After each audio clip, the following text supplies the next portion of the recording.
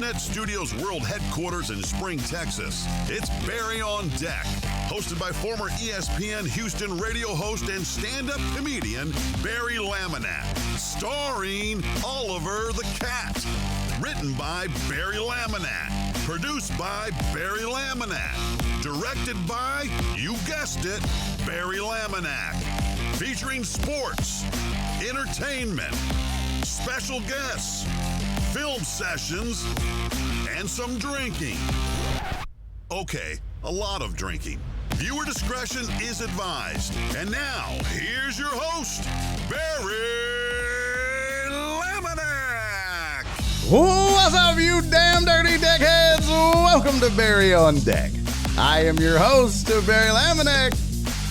Thank you guys for being here. Today is Wednesday, October 12th, 2022.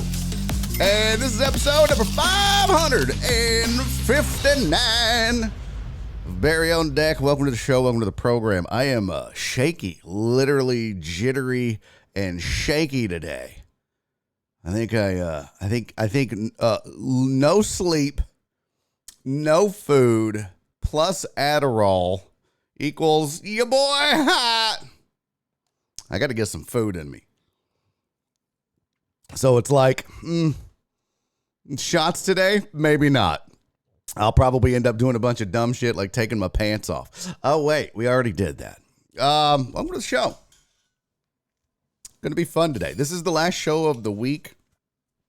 Fear not, we are still doing the side cast of Thursday Night Football. Now, whether that starts on time or not, that's going to depend on the Astros game. But this will be the last show of the day. And because of that, we're actually going to do a little bit of NFL preview for the weekend. Since I'm not going to be here Thursday to talk about Thursday night game and the weekend games, what we're going to do, I promised you guys that I would get the Laminator 5000 fired up, and ready to go. And I did that last night. That's part of the reason why I didn't get much sleep. I worked on it. CC, I love you, boo-boo. Look at CC. Got her little avatar change. Look at that. Gig them. It hurts, doesn't it, CC? It's okay. I love you. I appreciate you doing it. And because you changed it, CC, because you changed it, you only have to do today. You're done. Well, I guess there's no show tomorrow or Friday, so it was until the next game. But tomorrow for the sidecast, if you happen to stay up, and you don't have to have it. So today, all I wanted to see was A&M next to your name. That's it. Roll gig 'em. Gig tied. Tied them. I don't know. We could combine them. We could be like football superiority Voltron. All right, we got a hype train going. Holy shit. You guys are killing it already right off the rip. By the way, I got to acknowledge all this. I have to. It is mandatory. I really should have ate. The tidy whities. Nice, CC. I have to say, first and foremost, thank you to Chris Mina, who gifted out 5 subs yesterday. Dude, Mina's never here when he does it. I mean, he is sometimes.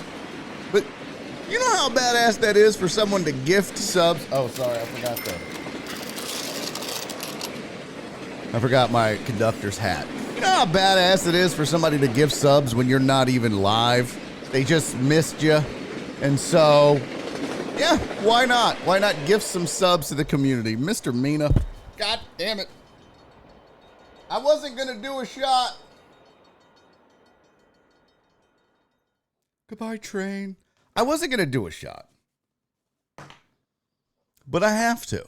Bro, if you're out here gifting 5 subs when we're not even on air, I think that deserves a shot. Now, this will preclude and also double as birthday shots here in a minute. So I'm only doing one. I'm serious. Like, I've got a gig tonight. I'll explain, but I'm only doing the one today. So don't send bits thinking I'm going to do more shots. Don't say let's do more shots. This is it. Shot time is it. But I want to dedicate it first and foremost to Mr. Chris Mina for gifting subs when the show is off the air, but also to everybody that got this hype train rolling, and the birthday folks that we'll get to in a minute. Thank you all. I love you all. Appreciate you all. Cheers. Let's hope I don't pass out. All right, so Mina gifted 5 subs yesterday. Donna sent in 50 biddies. Donna, I love you, boo-boo. Thank you. My sweet, sweet. Shit, it went down the wrong pipe. Got it.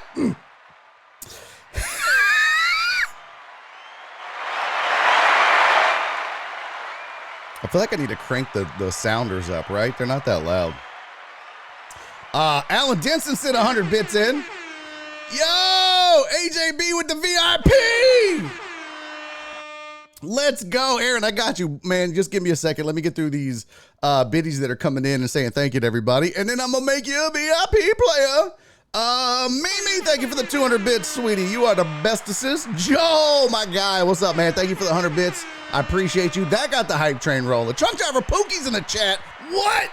2 days in a row? Are you shitting me? Aren't we special? He would have been here earlier, but he was in the parking lot drinking. TDP, thank you for the 100 bits, buddy. CC, thank you for the 11 bits. Could have sent 12 for the 12th man, but that's okay. Jared Taylor! Thank you for the 300 bits, my friend. You guys are amazing, man. I don't deserve you. Oh my God, I hate you, Extended Toenail. Every time he comes in, he's got a Titan pun. I hate you so much. The refs really need to tighten up all those roughing the passer penalties. Boo this man! I don't have. It's not really a flat line because he puts effort into it. I need to get a boo this man sounder for Extended Toenail's entrance into the chat. Dubs! PB Dubs, thank you for the 160 bits. That's a very random number, Dubs. I appreciate that though. Mimi gifted a sub. What? We almost hit this level 1 hype train. Mimi, thank you for the gifted sub to, who was it? Heisenberg TV. That sounds racist. I don't know what that is. That sounds like some German scat. That sounds like a German scat porn site. The Heisenberg.tv. I don't know. Jared Taylor with 200 bits. You guys are amazing, man. Thank you so much. Thank you. Dave said, just cleaning out my bit wallet. Dude, thank you, buddy. I appreciate that. Extended Toenail said, I'm just a messenger for the Lord Titan. Are you doing this for Hugo? Jesus. Hugo, I need you to get your shit together. FJ! Thank you for the 44 bits, buddy. It's 44 bits for 44 of you. Oh, fucking shot already. Really shot? Wow. All right. Still tipping. Thank you, FJ. Thank you for the 44 bits, my friend. We are level 2 of a hype train. You guys are amazing. Okay, so let's get to the chat. First of all, we shout out the chat. We're going to talk baseball today for sure. We are talking NFL football week 6. I got the Laminator 5000 fired up and ready to go. We're going to look at odds. We're going to look at spreads. We're going to see what the formula says to pick for over, under, and teams, and we'll see how it goes. We've had pretty good success with it in the past. Let's just see what it does. Catfish resub. Hey, check that out. Catfish now been a subscriber for 2 months. Homie, I appreciate that, man. Thank you so much. It means the world to me to have this community, especially the OGs that have been around since day one. But when we get new folks and you guys subscribe and then you keep coming back, man, that lets me know we're on the right track. So thank you, Catfish. I appreciate you. All right, here's what the chat looks like. I see CC. Hi from high. Wait, no. Uriel Villanueva's in early. Christopher Reyes. FJ is here. Cisco, what's up, man? Good to see you, buddy. Alex Villanueva. My sweet, sweet Donna. Sandoval in H-Town. What's up, dude? Who else is here? Definitely not Joe Pro. I love that name. Excuse me. I love that name. That's so great. Damn it. Excuse me again. Steven Luther's in the building. What's up, Steve? Hello, Jen. How are you? Thank you for your hard work and dedication. Christopher Reyes is here. Jared just gifted a sub. Thank you, Jared, for the gifted sub to Extended Toenail. I appreciate you, buddy. Who else is here? Alan Diz is in the building. And Mimi's in the building. What's up, memesters? Joe Hernandez is here. Truck driver Pookie showed up. AJB, I got you, fam. I got you. We're going to make you a VIP here in just a second. D-Mata, what's up, dude? She should have left his ass passed out on the floor and stayed to watch the game. I don't know what that's all about. What's going on there? Who else is here? I think that's it. Early on. Christopher Reyes is here. What's up, buddy? Jared Taylor is here. Extended Toenail is here. Peepy Dubs, what's up, Dave? And I think that's it. Did I get Joel? If I did not, Joel, what's up, buddy? What's up, Perry? Good to see you, buddy. All right. And Sandoval and Extended Toenail, I do not know Hugo. Oh, well, I need to introduce you to Titan Hugo. He's a huge Titans fan. Huge. The biggest Titan fan of all the Titan fans. Titan Hugo is a huge Titan fan. Okay. I'm exhausted. So the Podbean is up, but they still cannot fucking hear me. Is there any sound over here, or am I tripping? I will try one last time to make this work. I'm going to try one more thing to make the Podbeans work. If this doesn't work, then that deadline may be here early. The sound thing is just the sound on this computer is kind of whack. Actually, kind of whack. Whack-a-mole. Output. Yeah, I don't know why that should be working. Audio, don't allow. Allow apps and Windows to use this. Yes, allow. Why wouldn't you allow? This device is currently in use. Changing any properties during use. Okay. This is fine. Now it's acting like a bitch. Did I lose audio to the stream? I did not. Good. Okay. I don't know what's happening. This is so weird. I don't know why it just stopped working all of a sudden. I'm sorry, Podbean. I'm so sorry. I'm so sorry. I look up and I see, let's see, the mic is up. You will be able to hear your own voice in your headphones. Microphone is up. Oh, let's check the settings. No, that's not it. Basic? No, that's not it. I'm not it. I really don't know, Podbean folk. I don't know what happened and why this stopped working. All sound devices. Okay, let's try this. Audio allow. Format, yes. Okay. Don't need all that. Now let's go sound devices. Guys, we're going to figure this out. I have full faith in me. Truck driver Pookie says there in spirit. Look at all the bean hate. I love it. Look at all the bean hate. I'm definitely Damien. What's up, man? Good to see you back, buddy. Thanks for coming back, homie. He said he would, and he did. I'm trying to figure out the sound problems I'm having for the Podbean. We stream the audio live out to Podbean. And I don't know why it's not working. It seems to have shitted the bedded. Let me go to volume mixer, Google. The Google's output device, input device. That's not it. Let's try that. That is not it either.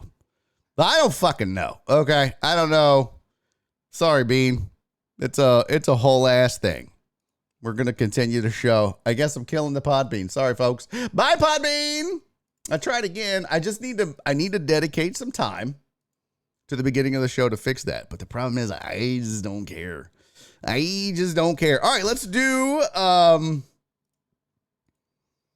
what happened to my downloads, guys? I'm freaking out.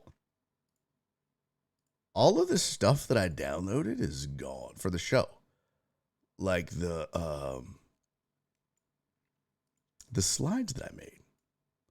It's not good. I'm going to re-download them real fast. Hey, we are going to talk baseball. I don't want to be the guy that says I told you so. A lot of panic. A lot of panic was going on in this chat yesterday. A lot of mourning already. In fact, dare I say, I saw on Twitter. So yeah, we're just going to jump into baseball. Screw it. I saw on Twitter. I saw on Twitter. Lots of folks about an hour left in the game. And when I say lots of folks, I mean lots of folks were in dismay. Well, this sucks. What a gut punch. Oh, I hate this. Well, we squandered Verlander's start. And I kept trying to tell you guys that baseball, Major League Baseball in the playoffs is 27 outs. I mean, if you watched any Vaya con Dios frijoles.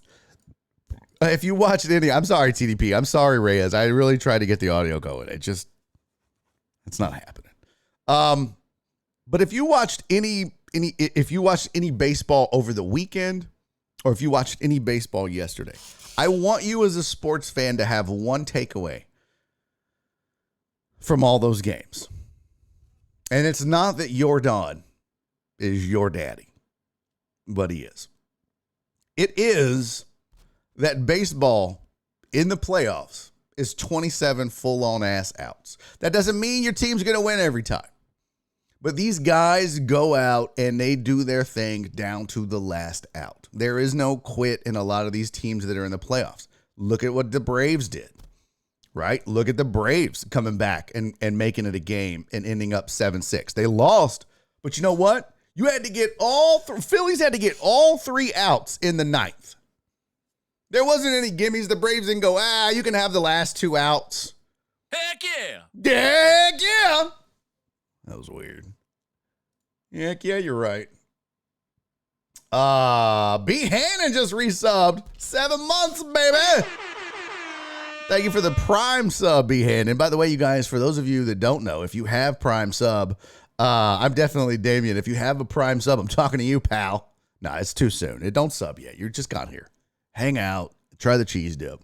But if you have a Prime membership to Amazon Prime, you get a free Twitch sub that you can use on your favorite Twitch streamer. And I hope one day this be that guy.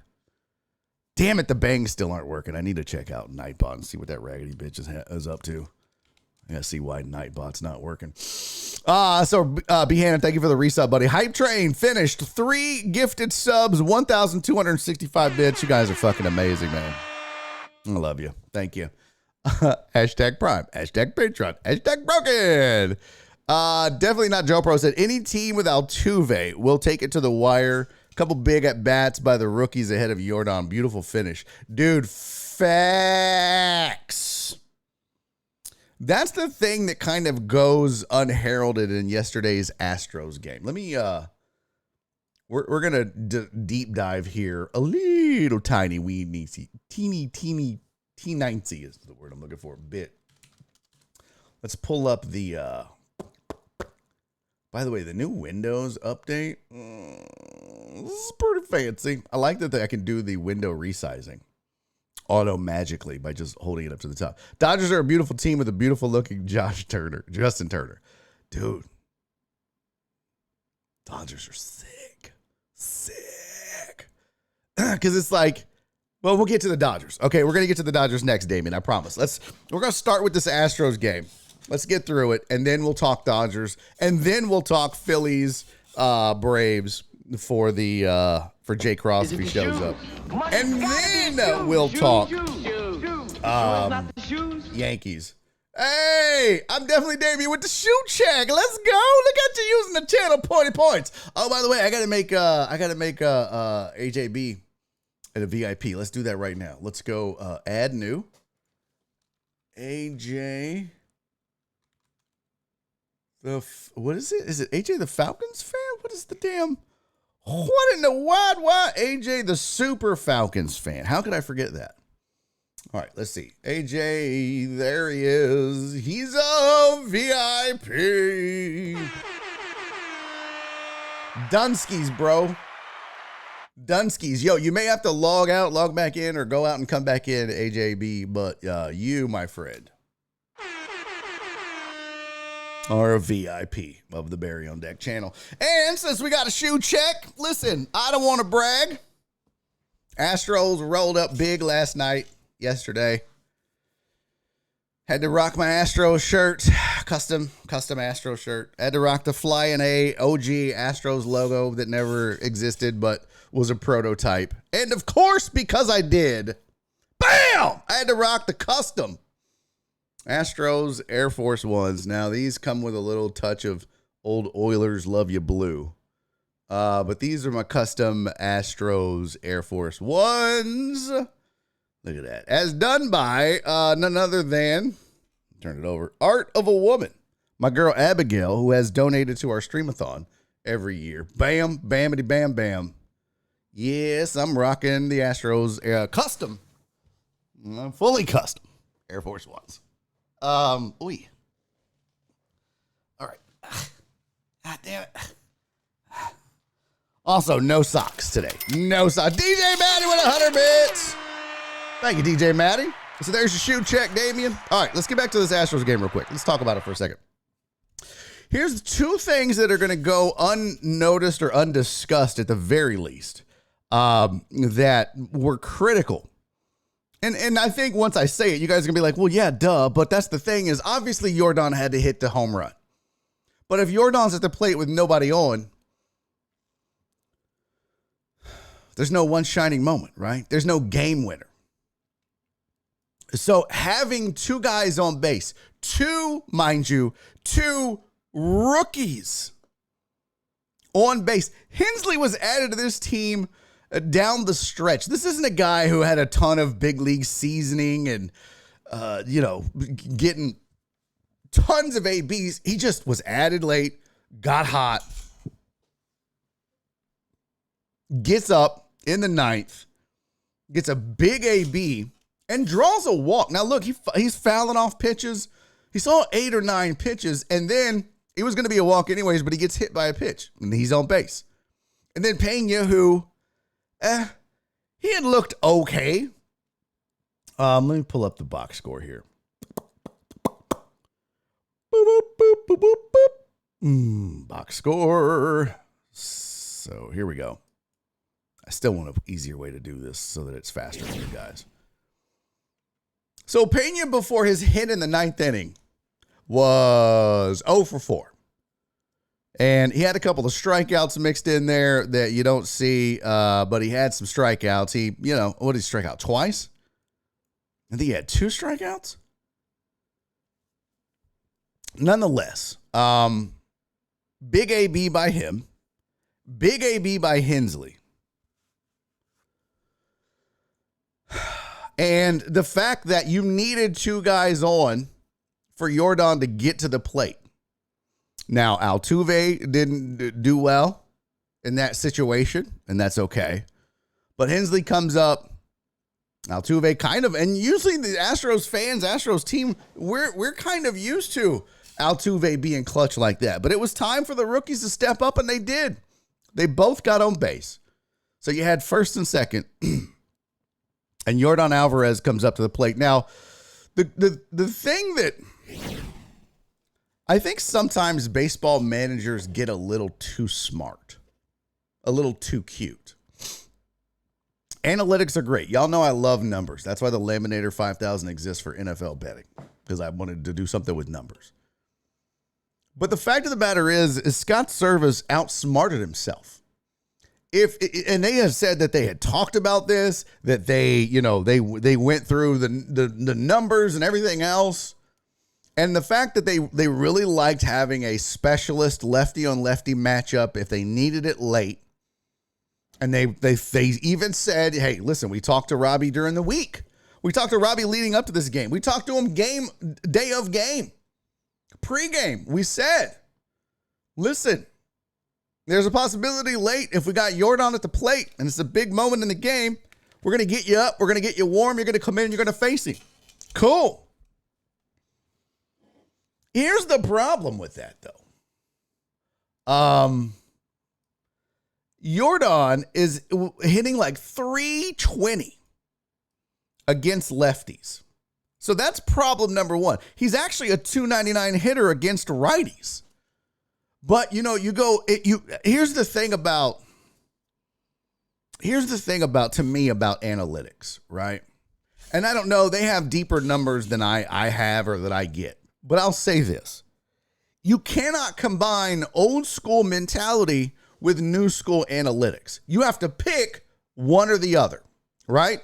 So if you're Scott Service, you either have to say lefty on lefty is always better than righty lefty or lefty righty. We always want same side hands facing each other if we're on the mound. If we're on defense, if we're in the field, we always, if there's a lefty at the plate, we want a lefty on the mound. If there's a righty especially with 2 outs in the ninth, game on the line, winning run at the plate, you always want to go lefty on lefty if you're the old school mentality type of manager. Others will say, well, let's take a look at situations and analytics. And maybe Jordan at home with runners on first and second against a lefty is batting 125 or whatever it is. But he's hitting 320 against lefties, Jordan is. He's batting 299 against righties. So the old school book goes out the window. But Service loves the fact that you can bring in a lefty to face a lefty, knowing that this guy has certain statistical values against other lefties, not taking into account what Jordan has done against left-handed pitchers. You can't do both. Now, Robbie Ray won the Cy Young last year. Great.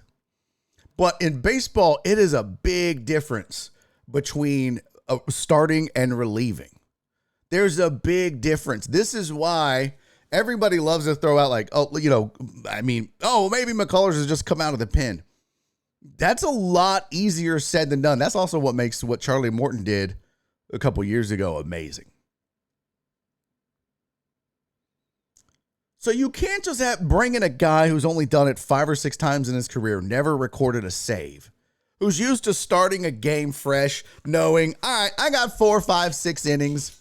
This is how my body warms up. This is how my arm warms up. Mentally, this is how I get prepared. You shift all of that for one game, and you don't even experiment with it down the stretch in the last month of the season or anything like that. It's different, man. It's different. It really is. It's the equivalent of asking a guy to go up and switch hit. My bad. Joe Pro said, get it right. It's Charlie fucking Morton. My bad. What's up, Mines? Mine said, I swear, if there's another level 10 subtrain, I'm leaving before the brothel starts. What's up, Mines? We're going to talk Phillies in a second. I know you guys, you want to talk Blue Jays, but they're not in it. So maybe Phillies. I don't know. Yankees. Who's your backup team if it ain't the Blue Jays? Oh, God, my head itches.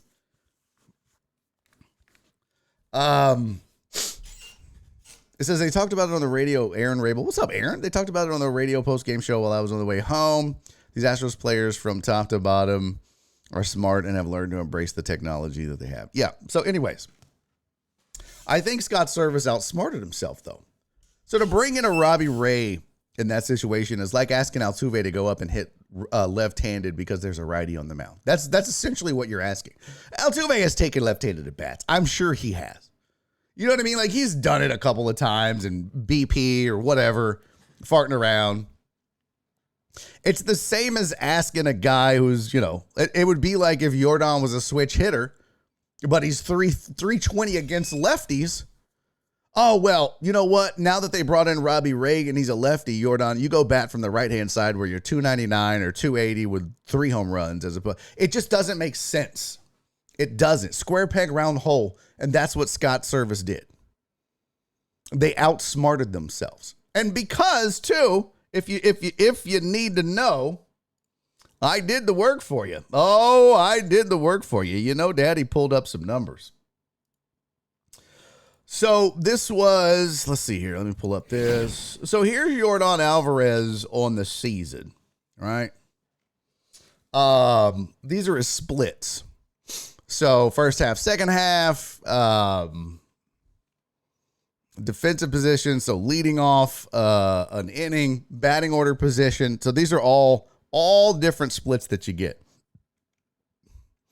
And it shows what he's hitting with, like bases occupied, right? So if there's men on, he's hitting 286. He's slugging 486, OPS of 877. He's got 10 home runs and 70 RBIs with guys on base. With 2 on, he's got 3 home runs, 14 RBIs, but he's hitting 389. So, I mean, things tighten up, right? And that's the other thing. You had a base open. They mentioned this in the post game on TV. By the way, you had a base open. You probably could have walked Yordan Alvarez if you wanted to. Now, did you want to face Bregman? No, because that's another unsung hero that I wanted to get to. You got to give credit to the 2 rookies that got on base ahead of Yordan Alvarez to give the Astros a win. But if not for Alex Bregman's home run in the 8th inning to set up the heroics in the 9th, this team's, we're not having this discussion. So props to Alex Bregman for clawing his team back into it by making it 7-5 going into the 9th.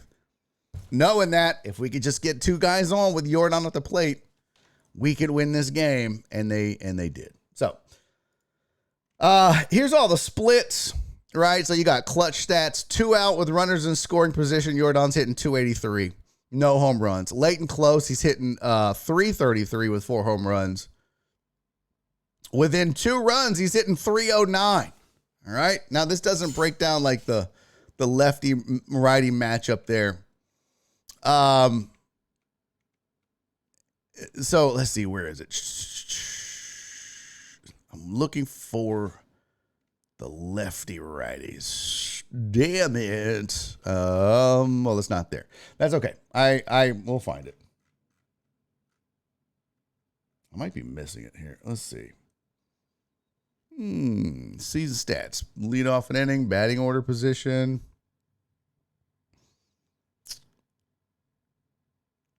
I thought it was here. Oh, here we go. Versus left-handed pitching. There we go. So Yordan's hitting 321 versus lefties. He's hitting 299 versus righties. Obviously, he's got 27 home runs against lefties, but 10 home runs against righties. But he's got an OPS of almost 1,000 versus lefties still. Slugging 586. His on base is better. And he's, considering how many ABs he gets, 25 walks, that's pretty decent. So that's part one. The other part of this is if you look at Yordan Alvarez head to head with Robbie Ray, there's not a huge sample size. 5 plate appearances. He's got 1 hit and 2 walks. He's been on 3 of the 5 times against Robbie Ray. That 1 hit drove in a run, so he's got 1 RBI, or maybe he walked it. I don't know. I'm assuming it's the hit. But that's not paltry numbers, and it's not a huge sample size to think that one guy owns the other. But they have faced each other, and that's what Yordan has done. He went 1 for 3 with 2 walks. So it doesn't make a ton of sense. I don't know what advanced analytics they had, but that just didn't make a ton of sense to me. Because like I said, if you're going to go old school, you just go lefty on lefty and damn the books, damn everything else. We just need a lefty out of the pen versus a lefty.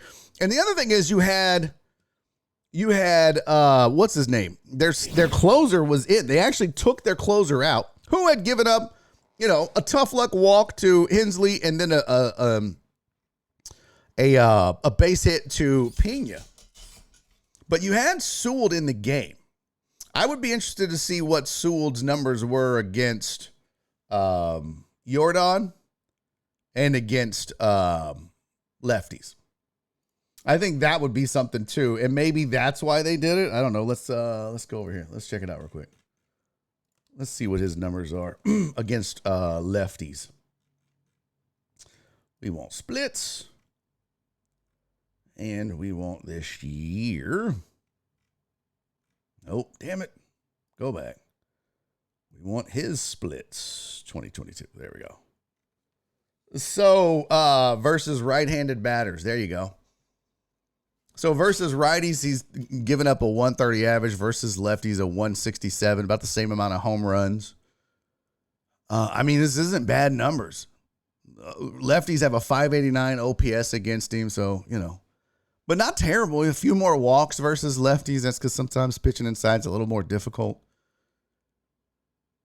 But this isn't like, these aren't bad numbers against lefties or righties, right? So that's Sewell. So had Sewell faced a lefty,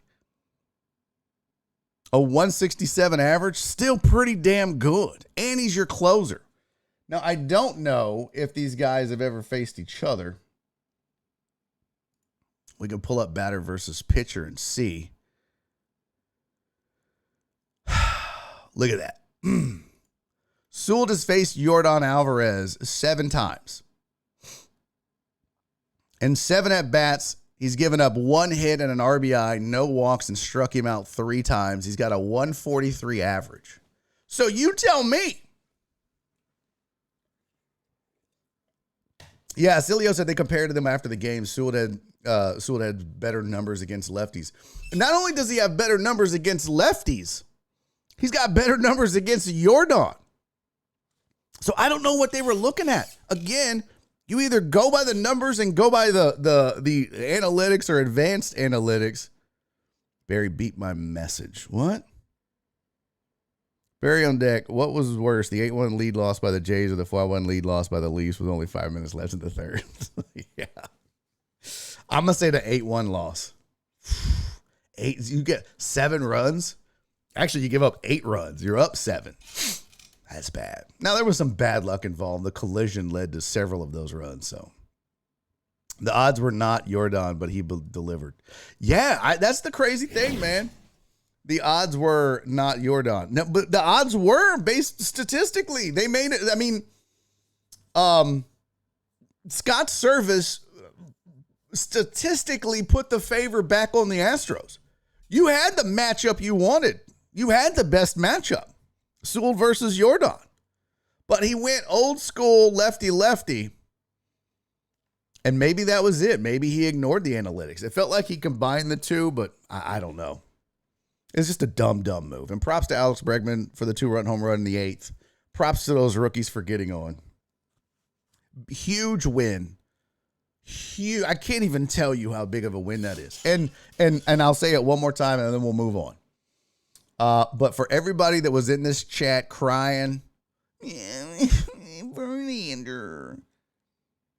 That's why you got to go get 27 outs. And by the way, I forget who said it. Was it Poppy or Alex Rodriguez or somebody? But they made a great point.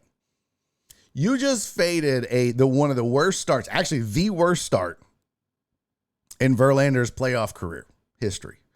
You faded that. You faded an awful outing by Jose Altuve. What was his numbers on the day? Altuve's numbers were absolute shit. Altuve goes 1 for 4 with a walk. Oh, sorry, 0 for 4 with a walk. I mean, you had Yordan hitting. Tucker didn't do anything. So, like, you faded, and all of your guys hit. All of your studs that are supposed to do. And the difference in these two teams really is the bottom of the lineup, right? I mean, the Astros are slightly deeper until you get to the catching position. But then when Vasquez is in, they do have an advantage. He went 1 for 2. So, this was not the best day overall statistically for the Astros in any way, shape, or form. And you couldn't beat that? I mean, what else can you do? If you're the Mariners, you gave them your best shot. You know what I mean? Your star goes 2 for 4, scores 3 runs, drives in 2. What do you do? France, I mean, you took Verlander deep. You've got home runs. You get out to a big lead. And then the last 2 innings, you give up 5 runs and lose the game. And Dusty said that as well. And they were bringing up the fact that, hey, look, sometimes. Nice. Damian said JV made it look like JV stood for junior varsity. He really did. He was bad. It was bad. But, they mentioned this in the game. They mentioned this after the game, and they talked about rest. And Dusty even said, look, I don't want to make an excuse, but yeah, I notice it when these guys, when we have that much time off, it takes a while to get acclimated again. So they didn't play over the weekend like the Mariners did. So they were a little rusty coming out of the gate. And I'm not going to say that's why they, were as bad as they were early. But maybe it was. Lordy said, don't we just love the Astros? Lordy, yes, we do, baby. Yes, we do love the Astros. I have to. I mean, I'm born and raised here in Houston, but we're going to talk about the other games coming up in just a second. Let me check on the chat. Let me see what everybody's been saying here. T.I. said, happy Wednesday. What's on in sports? So we're talking Major League Baseball. Obviously, we had to start with Astros just because the vast majority of the chat is based in Houston.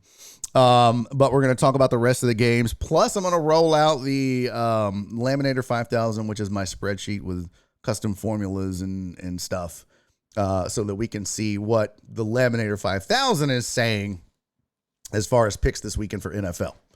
And then maybe we'll talk a little college football. What else do I have on the list here? NFL coaching hot seats. We still haven't looked at the AP poll for the week for colleges. So yeah, we got plenty of sports to talk about. And we got some birthdays I need to acknowledge here in just a second. So, is the bean officially dead? Kind of, Titan Hugo. I can't get the audio to work. I cannot get the audio to work. Biggio and Bagwell couldn't have done that. I mean, they did get to a World Series. Potch had a question. Ask me anything about anything. How do you feel after Jordan broke the soul of Mariners fans? Let me tell you something. This is a fact. This is true. This is just me being honest. This is not hyperbole. This is not me being dramatic. I'm watching that, and when I saw Jordan come to the plate, I was like, this is it. This is his moment. This is what the Astros do. But I was nervous. I'm like, as a fan, I'm nervous. Now, this is the part where I'm not being dramatic, but I'm being honest when I tell you that since having been in sports talk radio for 7+ years and in the media for that long or longer and doing all the stuff that I've done covering sports, one of the things I had to learn how to do and condition myself to do was take out my fandom.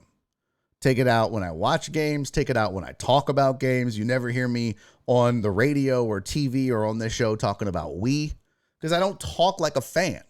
I talk like an objective observer because I want my opinions to come from a place of objectivity, not from fandom.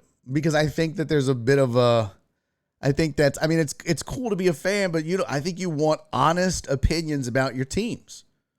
And I've always wanted people on radio and otherwise to understand that when I talk about it, I'm giving you my honest opinion and the truth. I'm not sugarcoating it because I love this team. I'm not whatever. So I've rarely watched games as a fan. Aggies, yeah. But even pro sports. But but last night, yesterday, in that ninth inning, when Yordan Alvarez hit that home run, I lost my shit like a fan. And it felt so good to be a fan again. I went nuts. I scared the fucking cats. I jumped up. I ran out because I was watching in here because Fubo, we don't have the TBS stuff, so I have to watch on the internet. So I was done. I was doing post-show stuff. I jumped up. Babe, Nora, because Nora was home by then. I'm freaking out. I'm running around screaming, hooting and hollering. I hurt my finger on the desk when I jumped up. I pinched it between the desk and my fat. The cats freaked the fuck out. Pew! They were gone. Nora's like, what are you doing? I'm like, babe. I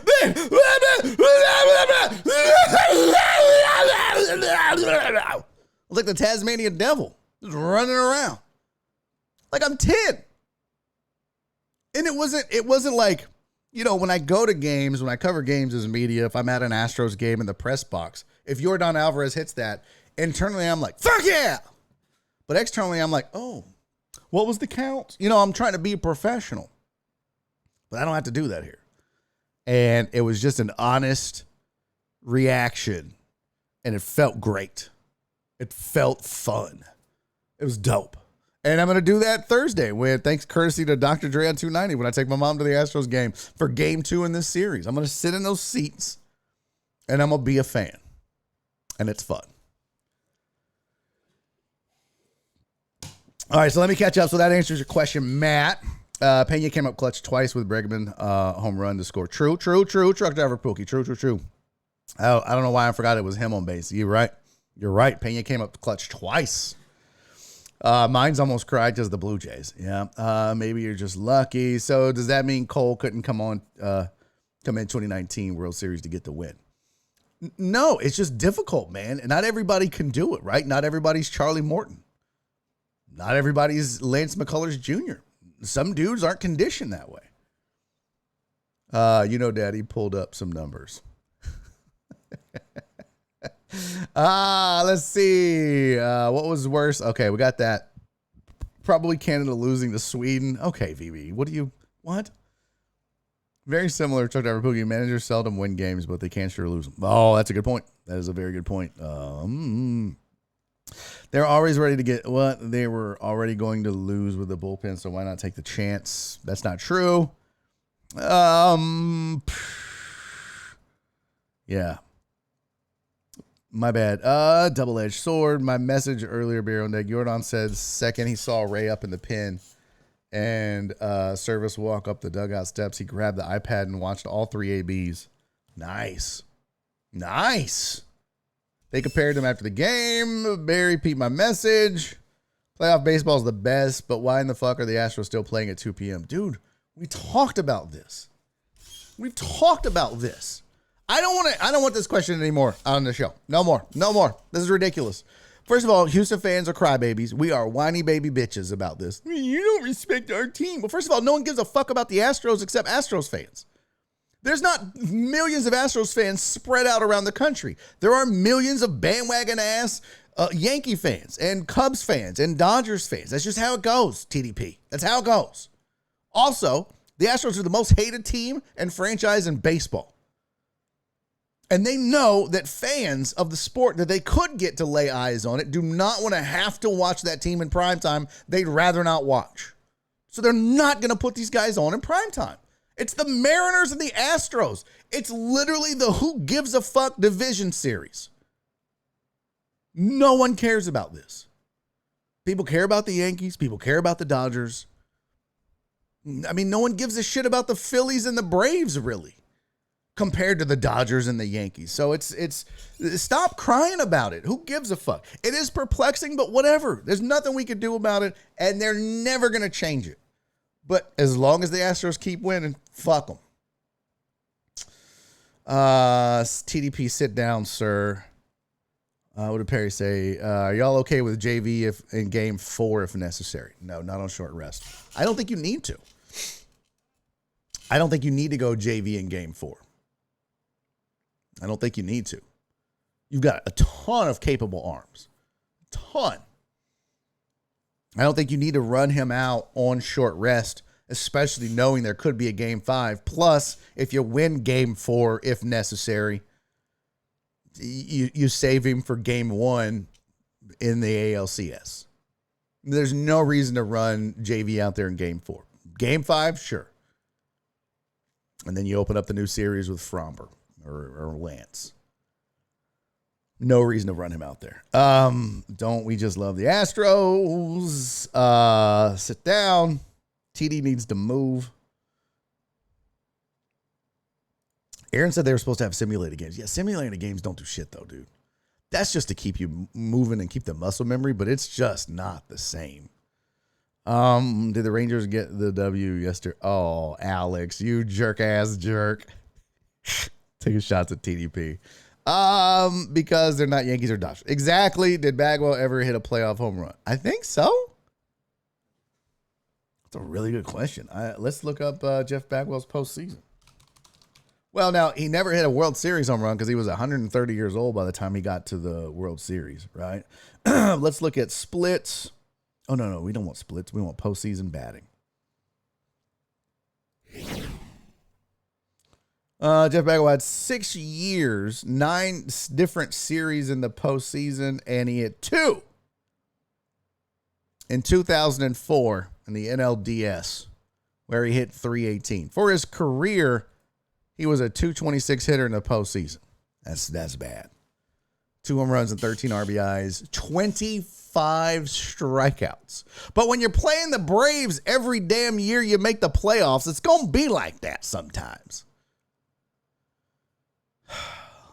That sucks, man. That really sucks, though. 25 strikeouts. Yeesh. Yeesh. At least he got some World Series ABs, right? He did get a hit in the World Series, so good for him. All right, I'm catching up with the chat, and then we're going to move on to the other games because I do want to talk Dodgers and Yankees as well.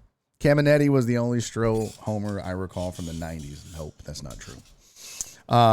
There's a ton of Astros home runs in the 90s in the playoffs. Let's see.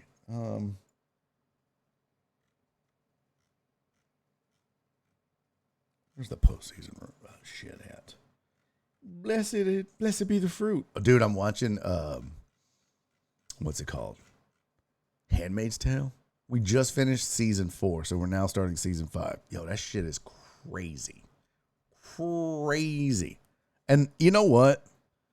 I'm not one of those cats that's like, dystopian, but I could see in some ways the Handmaid's Tale happening. Not exactly like it's written. Like, I'm not the guy who's like, oh man, it's 1984 all over again. We're actually going to live it. But there's a lot of shit that goes on in the Handmaid's Tale that if you pay attention to politics and the shit going on, you're like, man. I think I tweeted out, like, after some of the shit that happened with the Supreme Court and some of the other stuff that was pro-choice, pro-life and all that. I was like, man, this feels like the prequel to the Handmaid's Tale in some way. Just saying. I'm just not being political. That's just a personal opinion here. I'm trying to find the Astros postseason.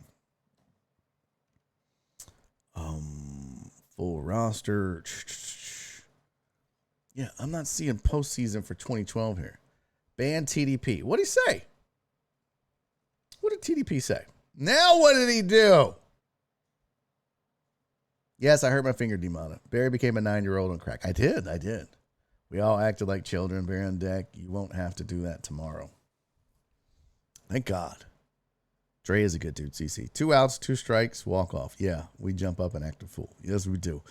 And I said to somebody on Twitter, I haven't run around the house like that in like 5 years. Exactly 5 years. 2017 World Series. What's up, Hype Throb? Alvarez was on that. Bregman was on when Bregman homered. That's what I thought. But someone said it was Pena. So, okay. Whoever it was, props to them. Let's see. Okay, skip my next few chats then. That's funny. You know I love you, TDP. You know I'm going to fuss at y'all. I'm always going to fuss at y'all. Oh, ban TDP for asking why. The last season sucked. What? Astros at 2, Texans at 12 for Rockets. I'd rather a 2 p.m. start than one of those damn West Coast start times. Man, I don't know. The 2 p.m. start sucks for this show, I'll tell you that. I like the early games as a staff, record label, and as a crew. I do agree with that the game on October 19th. JV start sounds good. Okay. I'm excited to see how Framber does. Yep. Won't need JV in game 4 because the Astros are going to sweep. I don't know about that, man. I don't know. Glavine and Smoltz and Maddox were no joke. No, they were so nasty. I just started Umbrella Academy. I need to watch that. Game 4 would be on regular rest for JV, I think. Well, if that's the case, then yeah, roll him out. That's fine. Ban TDP, Alvarez, LOL in one season with Stroh's, Caminetti, Bagwell. Okay. Spectrum sucks. Need to switch to Takis. I don't know. I'll be on Pookie's house and okay. I'm watching tomorrow. Got it. All right. I'm all caught up with the chat. I still can't find like a 97. My watch is telling me to get up and walk. Shut up, watch. I still can't find. Heck yeah. Hey, Mark, thank you for the sub, buddy. Mark just resubscribed with his Prime membership for 7 months. Thank you, buddy. Where's the Game 5 party? I have no idea. At your house? I don't know. All right, so let me see. I want the Astros 97 playoffs. Playoffs? It's not going to be scheduling results, right? No, that's not it. Batting, game logs, scouring. I thought it would be under stats. Top 12 team batting, team full season roster and games, coaching staff. So is it team batting? See, this is by position, fielding, batters, pitchers. What in the actual fuck? What's up, AJB? Salud. I was sad passing it this morning. What? I don't see it, guys. Maybe splits. Maybe splits. Months, player age, position, batting, count, innings, power, location, opponent, ballpark. I don't see it. This hat is hurting my goddamn head. I have to take it off. I gotta cut my hair. Oh my God, it's so long. I think it's the longest my hair's ever been. All right, I can't find it. We've wasted enough time with this shit and all of that. So let's talk.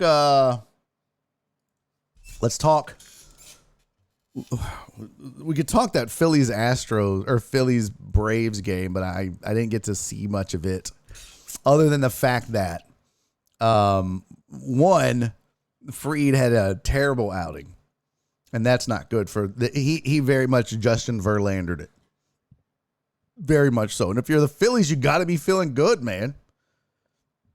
You punch the Braves in the mouth early, and again, another team that, had some time off and, put on a late rally as they started getting into the flow of the game. But the Phillies came out, punched them in the mouth, go up 7-3 by the fifth inning, and have some difficulties finishing down the stretch. But Fried goes out and shits the bed and lays an egg. And just overall, I mean, it's a big win for the Phillies. Now, this is a bit concerning. I mean, the Phillies emptied the pen almost. Now, not every guy, threw a ton of pitches, but you got relievers in here throwing 24 pitches and he got one out. That's a concern in a 5-game series. So if you're the Phillies, you're not feeling great about that. No pun intended. You're not feeling great about that. If you're the Braves, you know that, look, we got plenty of arms. And, maybe now we're in the groove again, late rally. But having Fried go out and lay an egg like that is not great either. So we'll see. The other series, this Yankee series, Cole struggled a little bit in like the third inning, but that's about it. Yankees had a rally. I think they had bases loaded. But Garrett Cole did what he was supposed to do. Yankees hitters, for the most part, the offense really did not much. Yankees, the bullpen did what you expect the Yankees bullpen to do. But the offense didn't do a lot, and that's good if you're a Yankees fan. If you're the Yankees and you go out and you're able to win 4-1 and Judge goes 0 for 3 with a walk. You had the big home run by Rizzo, but Torres goes 0 for 3. And Stanton goes 0 for 3. So the first 4 in your lineup, what is that? 4, 7, 10, 12, go 1 for 12, and you still beat the Guardians 4-1. Man, if you're a Yankee fan, you're feeling good about that. So, I think the Guardians, they're not done. It's a good baseball team, but they're young and they're inexperienced, and it's not like they just took the Yankees' best game. You know what I mean? They didn't just take the Yankees. This wasn't 10-9 or anything like that. They got a late home run by Rizzo to help out. I mean, this is 2-1 going into the 6th. If you're the Guardians, you feel good about that. I probably said Indians like 5 times. So, but Cole did his job. He goes 6 1/3. He gives up 1 earned run. That's what he had to do. That's what he was supposed to do. And he did. So of all the pitchers, of all the starters, he might have had the best outing of the day yesterday. And he was the one that had the most pressure on him, really. Let's look here. Let's look at all the box scores. Let's get numbers for all the starters. So Gilbert had a decent outing, 5 1/3 and 3 earnies. That's okay. It's not great. Verlander's outing was awful. We know that. Phillies Braves. Suarez's run before the 4th inning comes around, but he goes 3 1/3. But that's okay. They probably went bullpen by committee or whatever. I don't know. There's just a lot of pitches thrown. A Freach hit the bed. And then, so you had Cole, you had Quantrill, who goes 5 innings, 3 earned runs. Again, not great, but not terrible. And then in that Padres series, Clevenger was terrible. He was not great. He had very much a Justin Verlander type of outing. And Urias was good. He was damn near unhittable to start the game. Not so much in the last couple of innings. You can see that's when San Diego put up 3. The only 3 they got came in the 5th inning when they chased him, and that was it. And then the Dodgers were like, all right, enough fooling around. We're going to go to this lights-out lockdown bullpen. And they did, and it did what it's done all year. So, I mean, Garrett Cole had the best day of any pitcher in the playoffs right now. And he had to. He had the most pressure. He was the stud. He's the guy. So he did his job, and that was a lot of pressure. And he gave credit to the fans and all this and that. But credit where credit's due. He didn't shit the bed, and he had time off, right? I mean, if we're making excuses for the Astros about having the time off, where's that with the Yankees? Now they didn't put up a ton of runs, so the offense was a little stagnant. But Garrett Cole did his job, so that can't be an excuse for Fried or Verlander. I don't know. Jared Taylor said, maybe I missed it. Do we think that Verlander is okay? Maybe just a bad day. Yeah, I think it was just a bad day. I don't think, injuries or anything like that played a role. Good Lord, my hair is long. I don't think injuries or anything were a factor. I think that was just a bad day.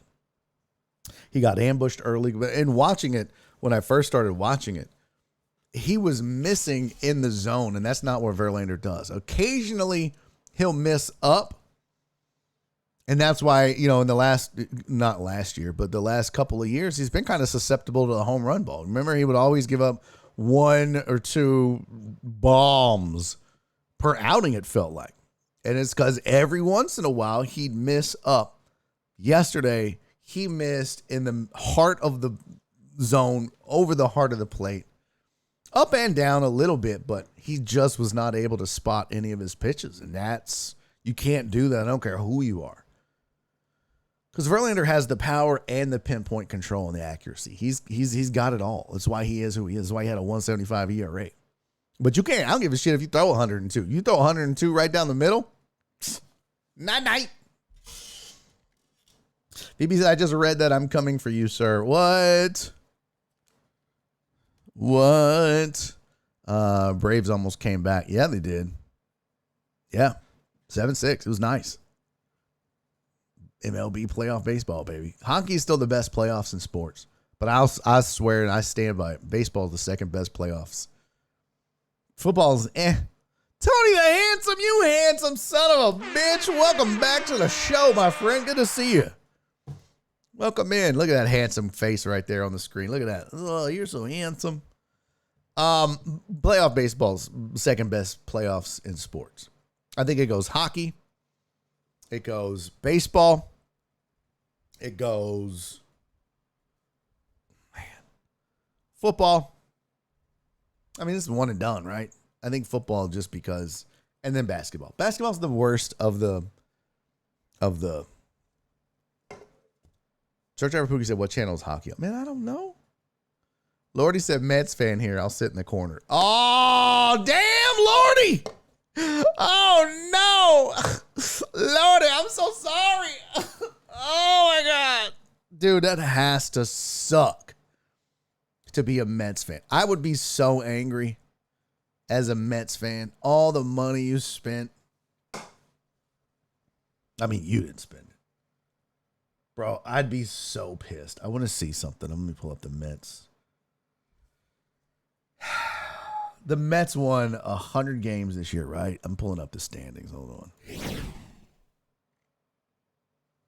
Mets won 101 games. Now, admittedly, you guys kind of choked down the stretch a little bit. You had to have seen this coming a little bit, right? I mean, the Braves overtook you in the last week of the season, pretty much.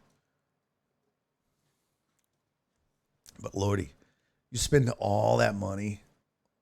You've got two of the best pitchers in baseball that you're trotting out there. Bro, I'd be so mad as a Mets fan. So mad. Especially because, hold on now, look at this. Look at this. This is not even fair. DeGrom and then Scherzer in a 3-game series. There's no reason you lose that series. None.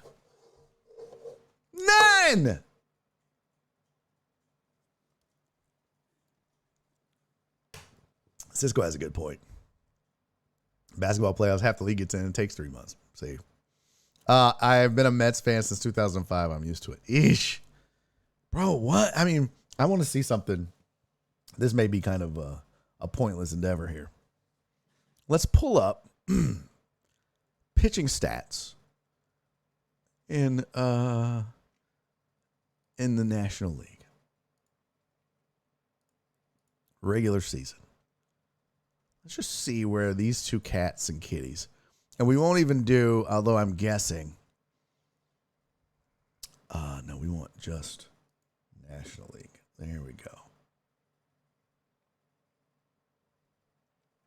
Wow. I'm kind of surprised here. Neither one of those cats. Oh, there we go. Oh, well, Bassett too. Yeah. Forget about Bassett.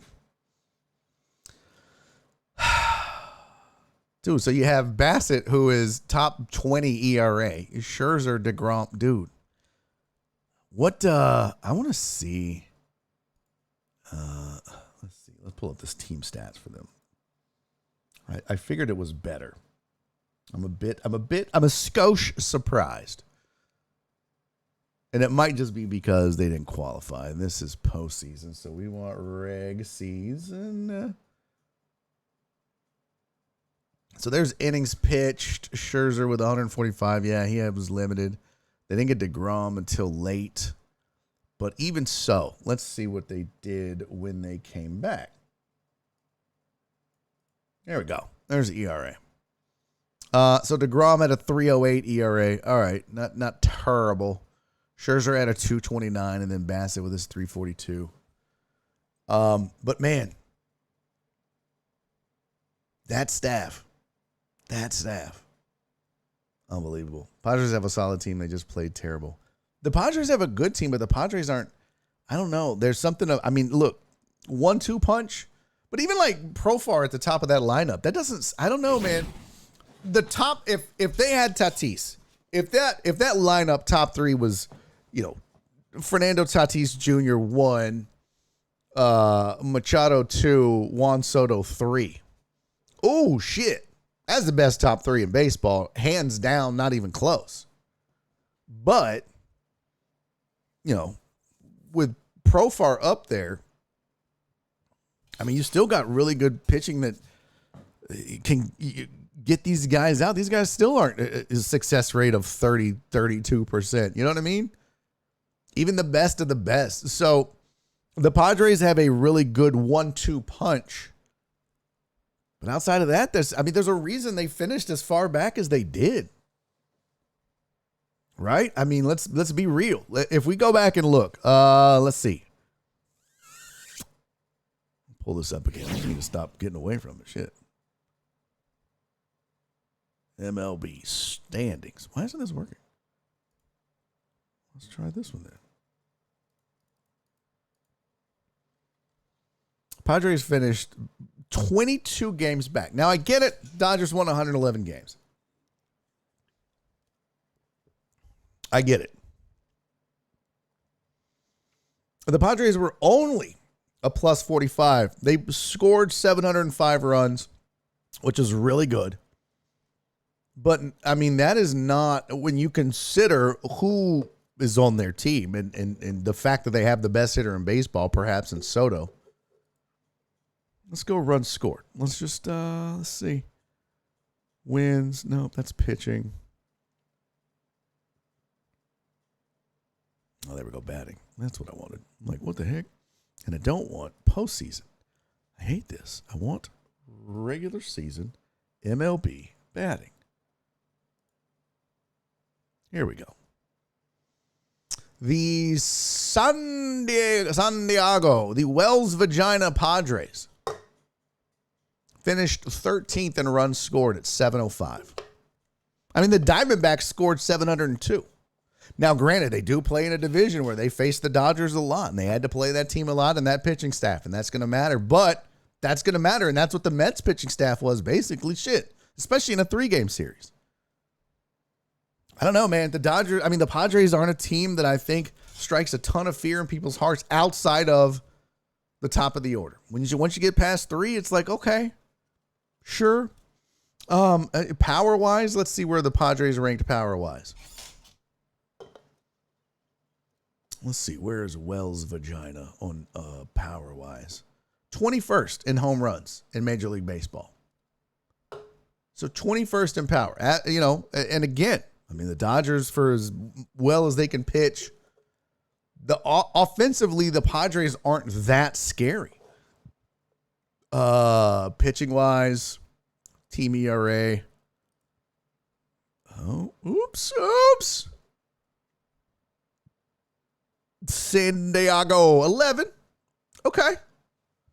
I mean, that's respectable, but that's not, striking fear in the hearts of your opponents. I don't know. I mean, this is just an okay team.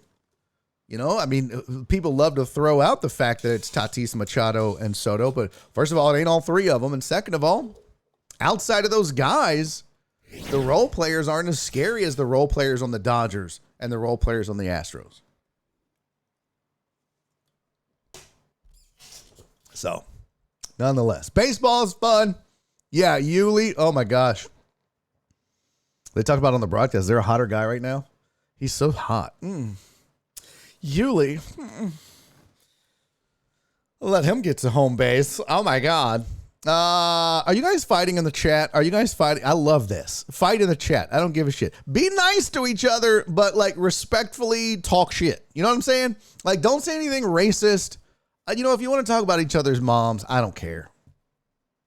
That's fine. Just don't say anything racist or sexist. But yes, definitely fight in the chat. I'm here for it. Talk that shit, Sports, baby.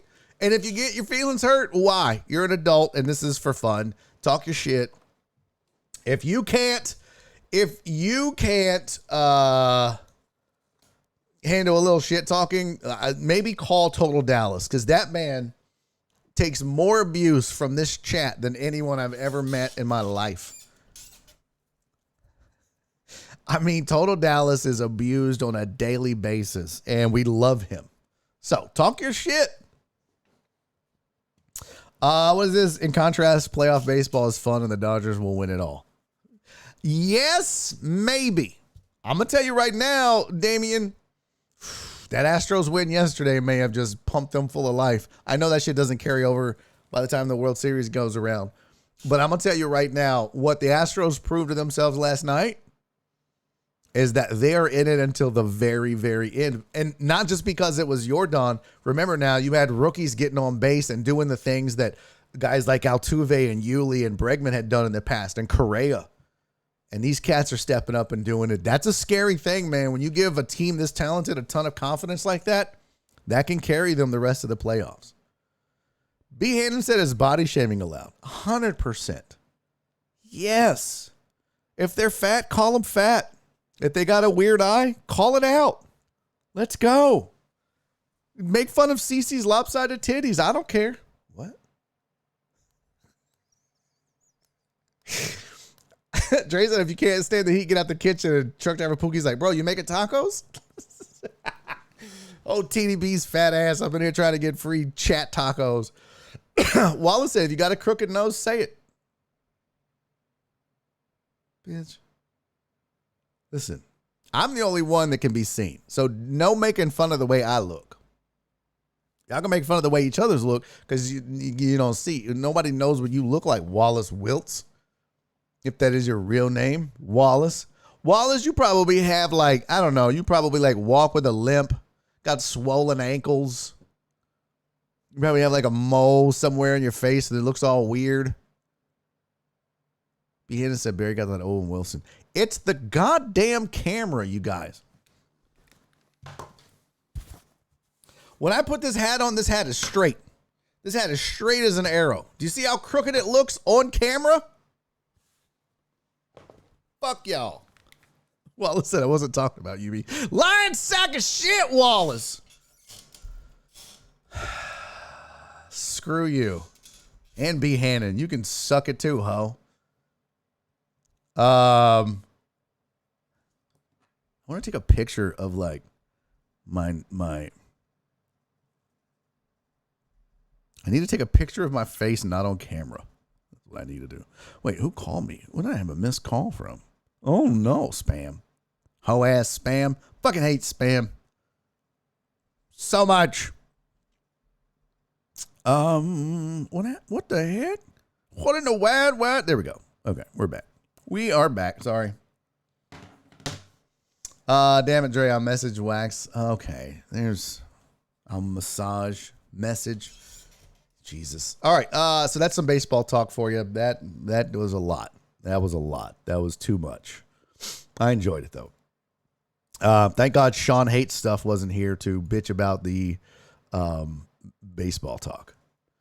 Because a lot of us are baseball fans. A lot of us are baseball fans. And if you're not, then I say to you, suck it. All right, now I need you guys to get your shot glasses out. We got birthdays to celebrate. Yes, we do. Oh, yes, we do. Not one, but two. Birthdays to celebrate on this very show. By the way, if you're wondering, like, well, it was my birthday and you didn't say shit. That's because we don't know. We only get and celebrate Patreon member birthdays. So, if you watch every day and you're like, God damn it, they missed my birthday. I want my shout out. Well, bitch, you got to be a member of Patreon. All right. So there's that. Don't be crying in my face. Somebody yelled at Jen for that once. They're like, Jen, you guys didn't say anything about my birthday. And Jen was like, you ain't on Patreon, ho. And he was like, my bad. You got to be on Patreon. That's where we get the info. And then Jen messages me every morning before the show and says, here's your birthdays for the day. No show tomorrow. So here's the birthdays for tomorrow or Friday or the weekend. And that's where we're at right now.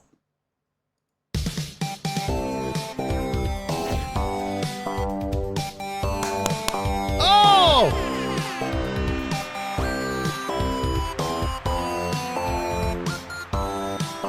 Let's go. Hey! It's everybody's favorite song.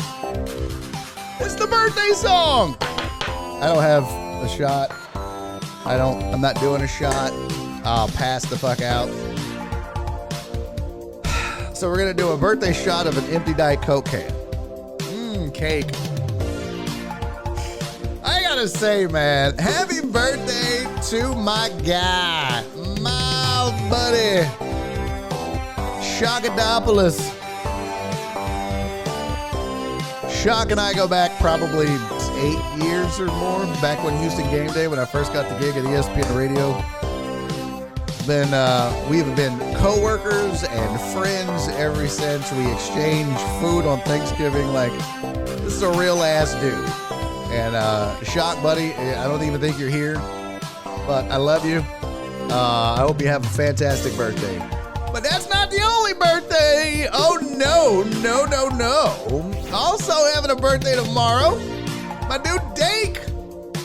He's rarely around, but he's still rocking and still supporting. And gosh darn it, Dake, I love you. And I hope you have a happy birthday as well. So I'm going to say to both of you guys, happy birthday. I hope you guys get roadhead or a hand job or whatever it is that you're into. Cheers, fellas. Fake drink. Fake drink. Fake shot. Sponsored by, today's birthday is brought to you by Diet Coke. And that's the jam. All right, that's enough. Happy birthday, Shock. Happy birthday, Dick. Love you guys.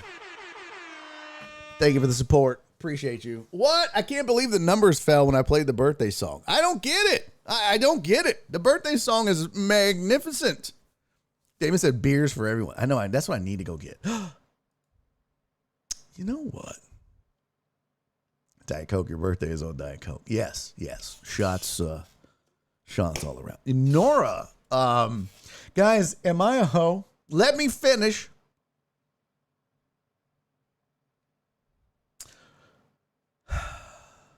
I met Wallace. He seems normal. Oh. I'll be the judge of that.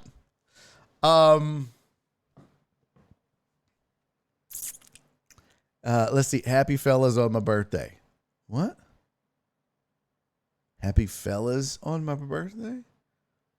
What does that even mean?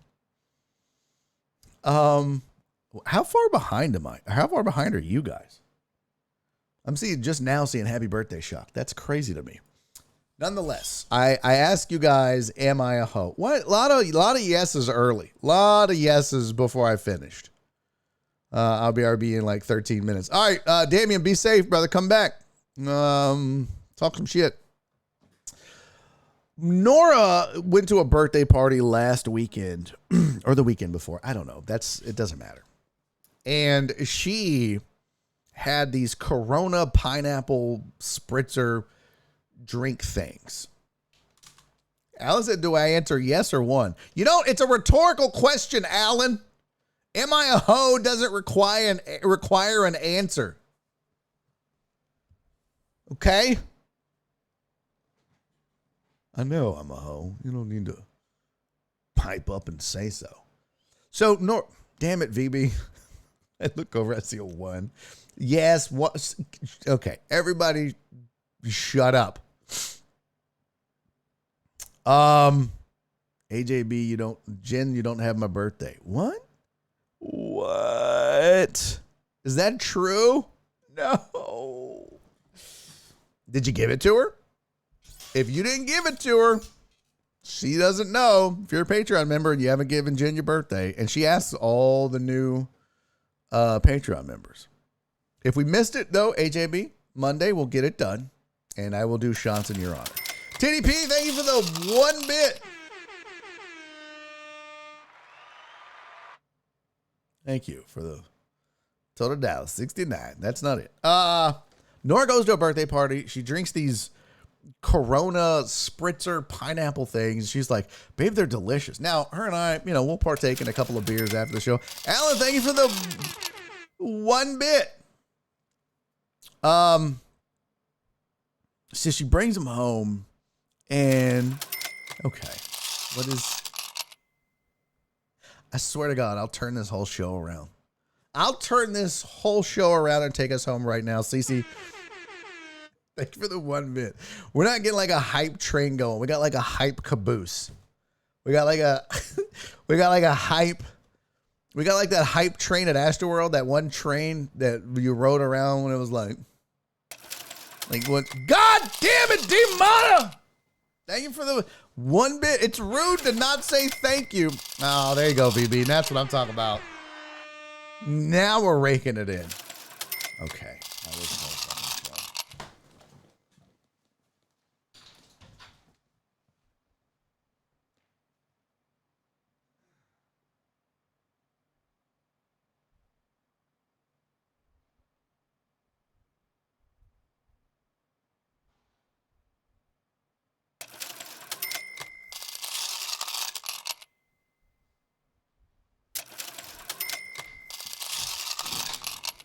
The Skype trade. Aaron said hype Heelys. All right, this is enough of this shit. Oh my God, I hate you so much. I hate you so much. How many 1 bits have come into this? God damn it. TDP, thank you for the 1 bit. Alan Denson, thank you for the 1 bit. CC, I'm not even giving you the horn. Fuck the horn. CC, thank you for the 1 bit. All right, fine. D-Mono, thank you for the 1 bit. VB, thank you for the 2 bits. Joel, thank you for the 1 bit. B-Hanner, thank you for the 1 bit. Alan! There's a grown-ass man. Thank you for the 300 bits, Alan. B-Hanner, thank you for the 1 bit. B-Hanner, thank you for the 1 bit. CC, thank you for the 1 bit. Posh, thank you for the 1 bit. B-Hanner for the 1. B-Hanner for the 1. B-Hanner for the 1. Jared for the 1,000 bits! Bam! Oh, my whole belly just shook. Thank you, Jared Taylor. Thank you for the 1,000 bits. You, sir, are a gentleman and a scholar. I swear to God. Next, I'm turning the whole thing off. There you go. Okay. Just turn it off. Fuck, I thought I turned it off. That's the wrong one. That's doing dope. Okay. B-Hannon, thank you for the 1 bit. Dre, thank you for the 1 bit. Posh, thank you for the 1 bit. I hate all y'all. No, that's not B-Hannon. It's okay. You just calm down. Asshole. Jared said, fuck y'all's 1 bit. Thank you, Jared. I turned it off. No more sound. Nah, how's that feel? How you like them apples? I'll fight everyone. Let the show go on. So Nora went and bought these in a pack, right? So like they have pineapple and lime. This is guava lime. They had coconut and something. I don't remember what it was. Now I've had like a Mike's Hard Lemonade one time. I've never had a White Claw. I think I tried White Claw once. It was It's like I can't drink anything like I like soda water, right? Diet Coke, Dr. Pepper, Diet Dr. Pepper.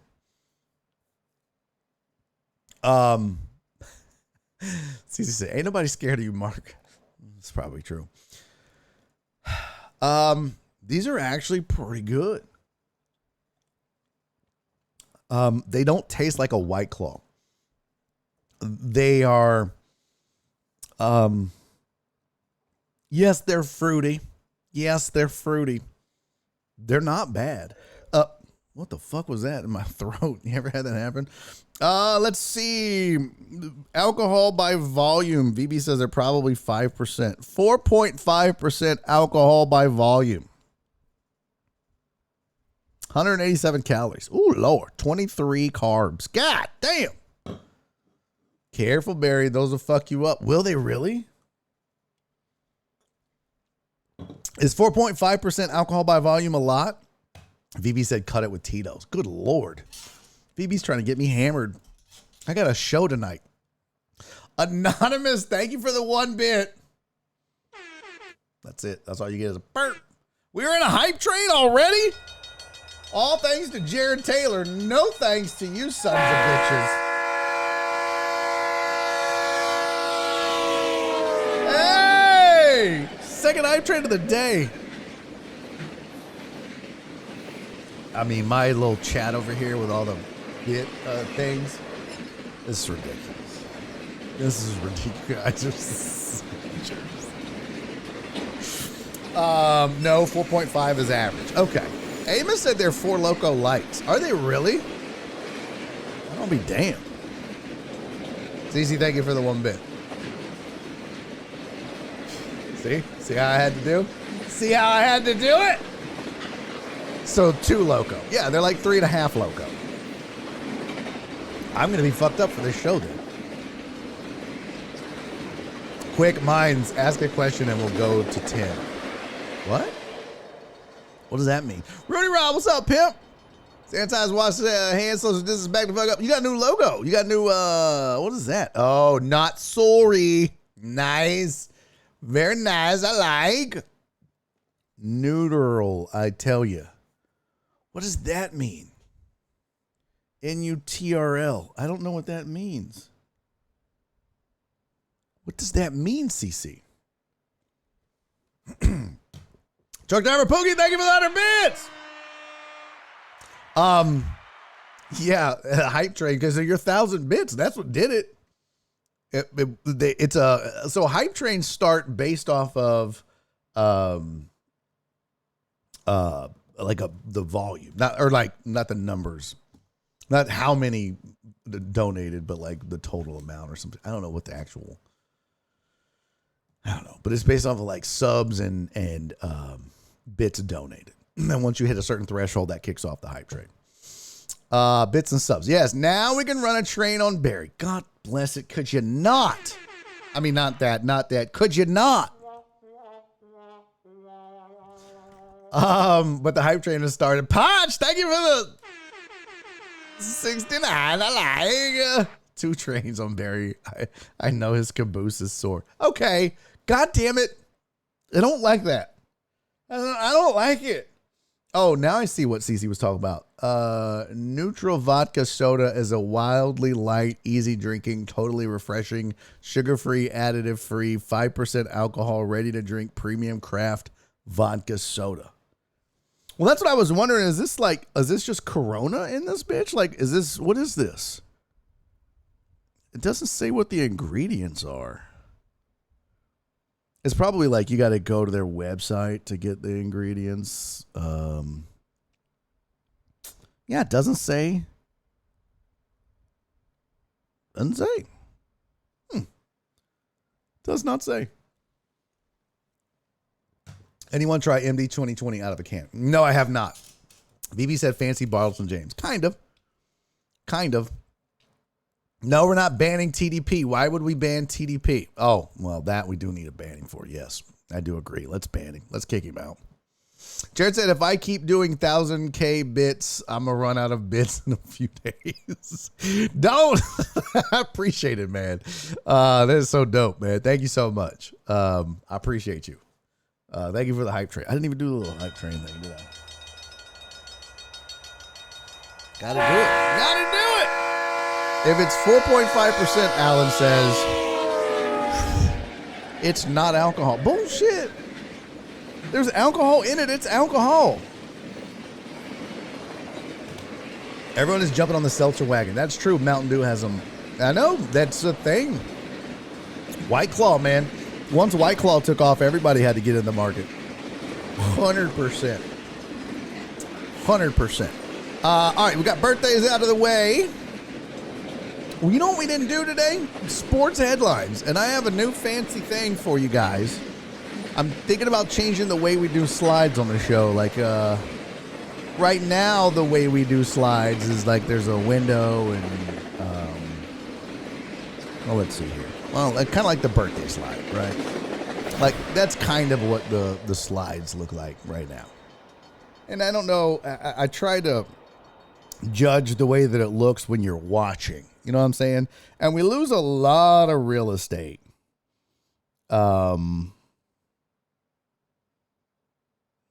This is so slow.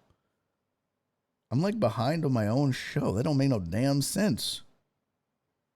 But we lose a lot of real estate, I think, with a screen like this. My goodness.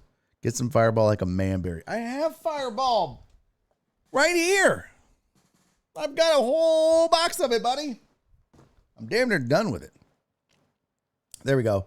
So, yeah, that's what the real estate looks like on the phone right now, right? Like, okay.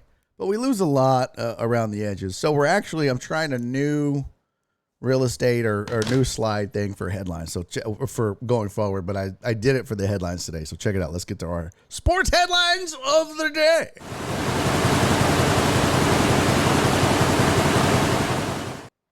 All right, there's sports headlines for the day. Do we like this better? Do we like this layout better? Oh, shit. I didn't take into account the scroll. That'll be the layout, but I got to fix it because of the scroll. Damn it, I forgot about that. But here's sports headlines for the day. Davante Adams was charged with a misdemeanor and probably not going to maybe get some probation, community services and shit like that, but ain't nothing going to happen out of this. But that was for shoving a person, and I didn't even see it happen. But apparently, he shoved down what people thought was a sound guy. Actually, that guy was a independent contractor from Monday Night Football who was there taking pictures. And as Davante Adams was coming off the field,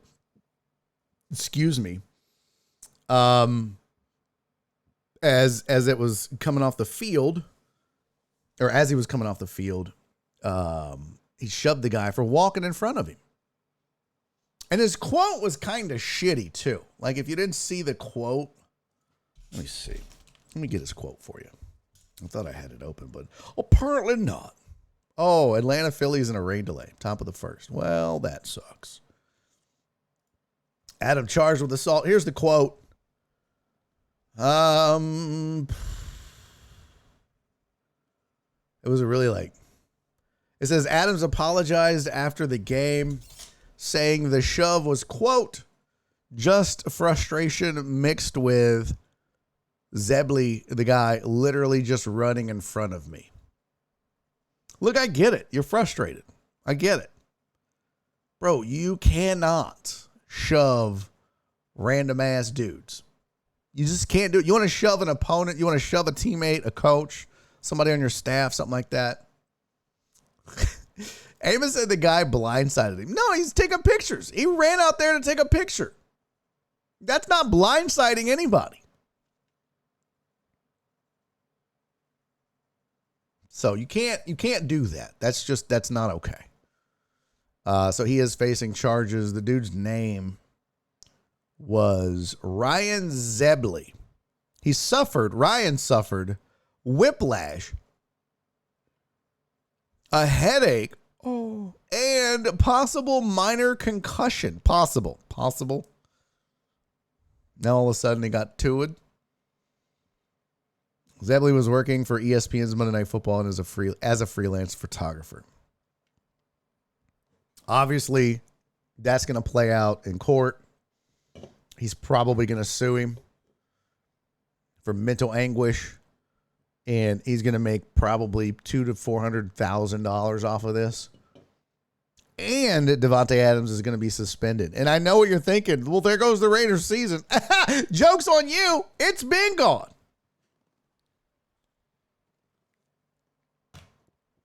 So that sucks. Next thing in the headlines, Tua. I just realized, you know what would be dope? Is if I had a little thing where I could highlight the headline as I talk about it. So like, pow, pow, pow, pow. Right? That'd be kind of cool. Thank you guys for the hype train, by the way. Hype train ended. No gifted subs, 1,279 bits. Let's go. Thank you guys. Y'all are the best.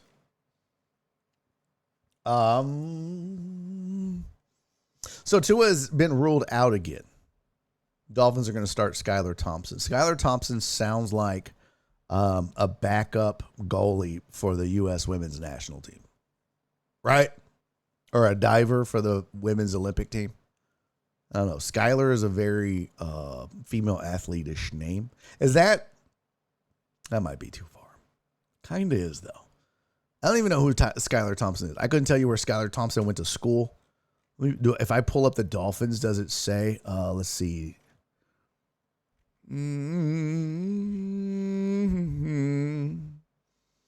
NFL, Dolphins, depth chart. By the way, I learned it's not called a depth chart. Skylar Thompson is a rookie. Drafted in 2022 in the 7th round. He was pick number 247. Drafted by Miami. VB said it sounds like a former Houston Comet. Kind of does, right?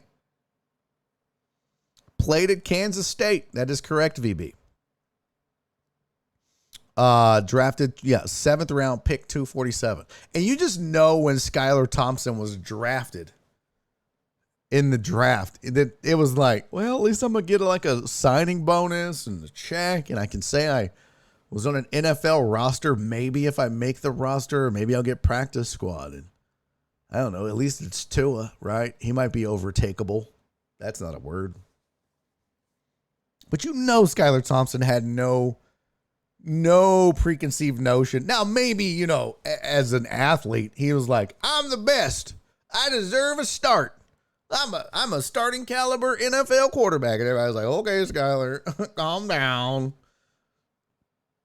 Your mother and father should have never told you could do anything you put your mind to, because you can't be a starting NFL quarterback no matter how much you put your mind to it. And now Skyler's like, suck it, bitches. Because Tua's out and Teddy Bridgewater is also in the concussion protocol, Skylar Thompson is a starting NFL quarterback in the NFL of the world, Craig. Of the world, Craig. This shit is crazy. This shit is bananas. B-A-N-A-N-A-S.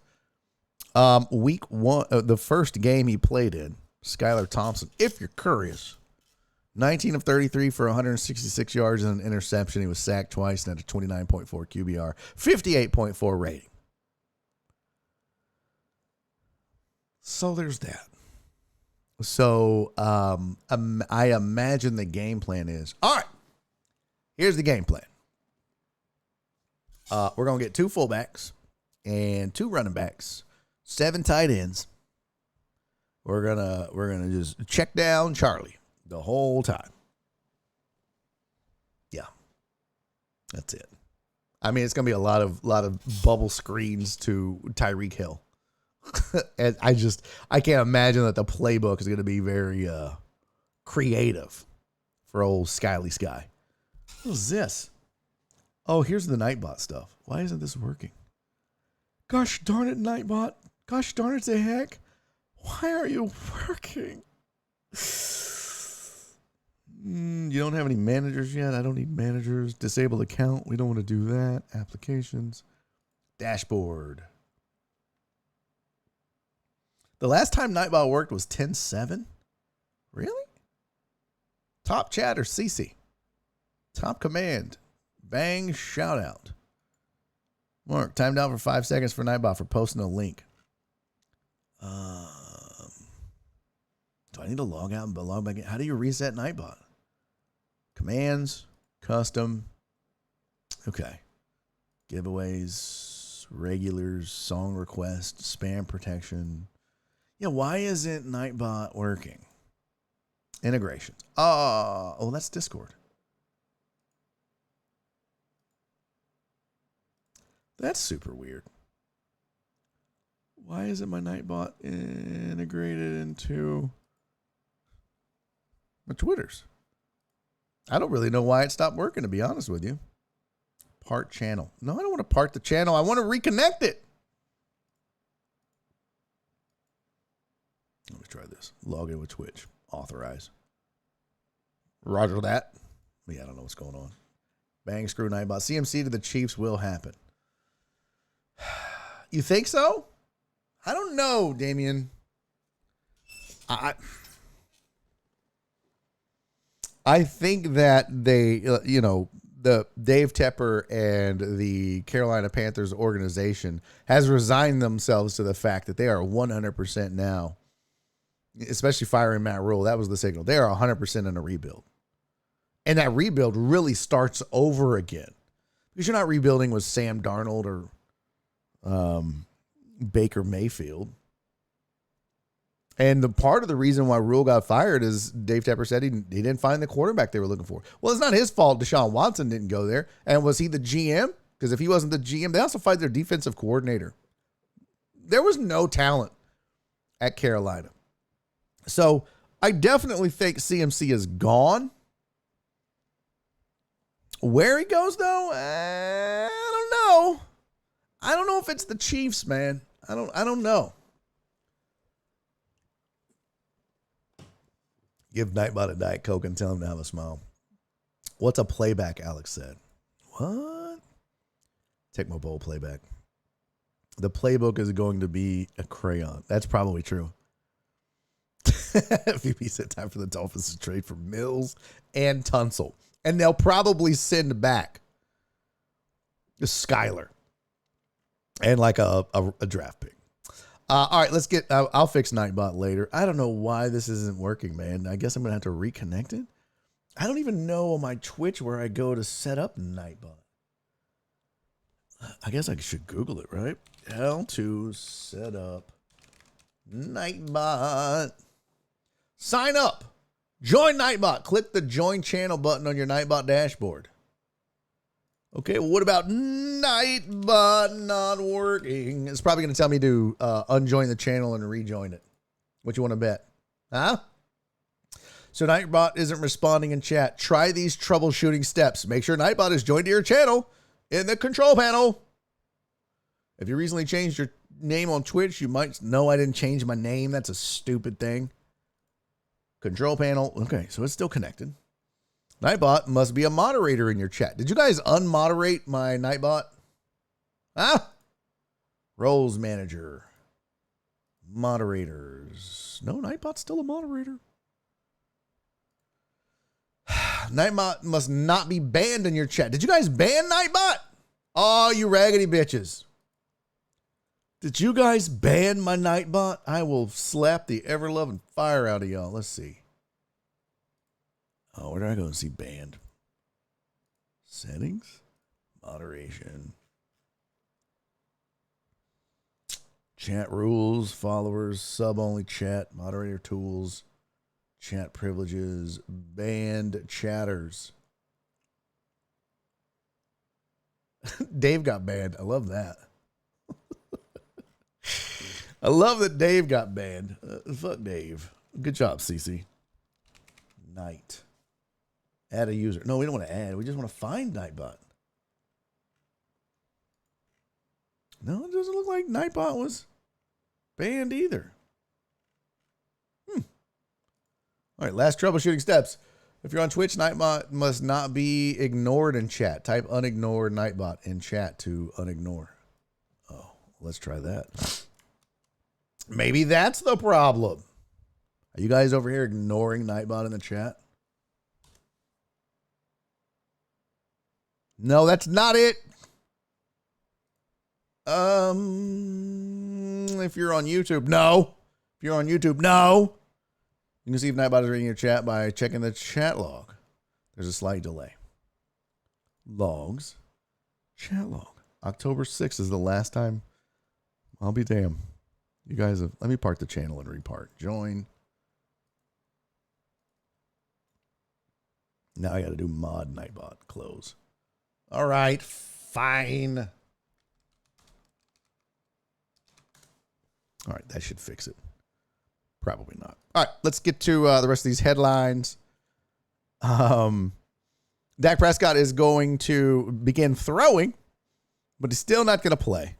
Cooper Rush is expected to start. Speaking of just guys that probably shouldn't be starting, he's doing a great job, though. I mean, he's no Skylar Thompson, but did Nightbot go to the bean? Maybe so. So, yeah, Dak's not ready yet, and you don't need to rush him. Yeah, let him throw. Let him see how that goes for a while. That's fine. You've had no problems with Cooper Rush, so. Lastly, the Warriors have fined Draymond Green. He was not suspended, and he will play Friday. Remember, he took some time away.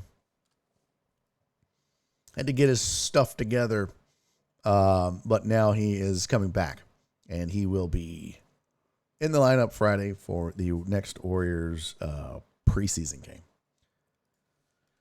What does that schedule look like?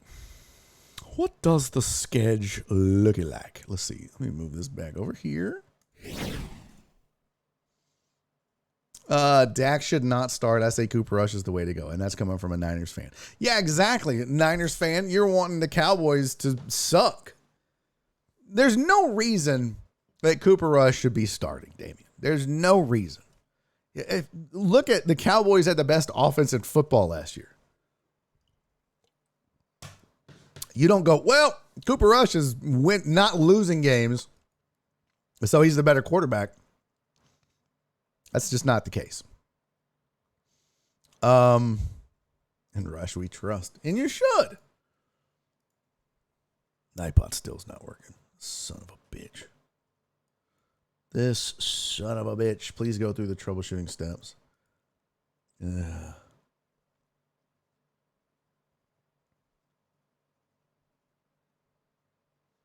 Oh. This is interesting. I'm also at the same issue. I just made sure Nightbot was unignored and have no response. Make sure bang commands is enabled. Let's see. Yeah, commands is enabled. That's the damnedest thing, you guys. I'll screw with it later. Screw it. We'll do it live. Nightbot went to Josh Ennis. God damn it. Don't even joke like that. Did Nightbot quietly quit? No, he better not. David said Nightbot left to start his own Twitch channel. Nice. Joe Pro said in a year, definitely not Joe Pro said, in a year when so many QBs are playing, Texans is way ahead of the curve, started their backup on caliber. I see what you did there. That's it. Hey, Aaron, thank you for coming and hanging out, dude. Aaron said, all right, deckheads, you have a good one. Enjoy the game tomorrow with Mom's Barry. Go Astros. Hey, buddy, I appreciate you hanging out. Thank you for being here. Go Astros. And it's always good to have you in the chat and your insight and input. Much appreciated, homie. Hope you're well. Travel safe with the team. And, oh, no, actually, where are the Texans? Oh, they're bye week. So are you off this week, Aaron? I might time out the new kid. Don't you do that, CC. Are you off this week because of the bye week, or do they have you doing shit, Aaron? Answer the question. Oh, nice. Look at you. Good for you, buddy. All right. Got the headlines. Did you guys like the new headline look? Do you like that better? I think what I might do is take it one step further, and whatever headline we're talking about, I'll highlight it on screen, and it'll stand out above the others. That'll be kind of cool, right? Yeah, even more shit to do. Great. I'm a glutton for punishment. No game equals I get to go to a wedding ceremony Saturday and spend time with my family Sunday. Oh, that's dude. Are you actually blessing the couple? Are you the ones doing the ceremony, or you gonna DJ it or some shit, or just go? Prepare my liver for the game in Vegas. Oh, you lucky man, you. You lucky man, you. All right. Well, have fun, homie. Travel safe. I appreciate you stopping in as always. Abby Henderson ordained. Like me, like I'm, Cece's also ordained. Yeah, I've been a wedding officiant for like 12 years as a side gig. Dude, how do you get work? I don't ever get any work. I don't ever advertise it either. I guess I should. All right. So, God, I got to pee so bad. Do I have time to pee? What time is it? I was going to end the show at 4:30 today. Let me pee real quick. Hold on. I'll be right back. I got to pee. Don't go anywhere. I'll be right back. I'm watching the numbers. It says 51. If I come back and it's less than 50, some of you are going to have hell to pay. All right. I got to pee so bad. I don't want to piss my pants. Not Nightbot. You guys, Nightbot is back. Oh, Nightbot, we missed you so much. Oh, wow. Titan Hugo said, have we done dope this week? You know what, Titan Hugo? We have not sat on the corner and done dope.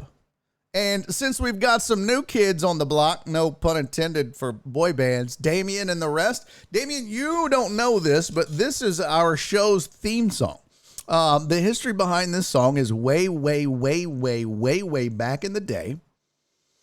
We watched this video and a guy turned it into a song.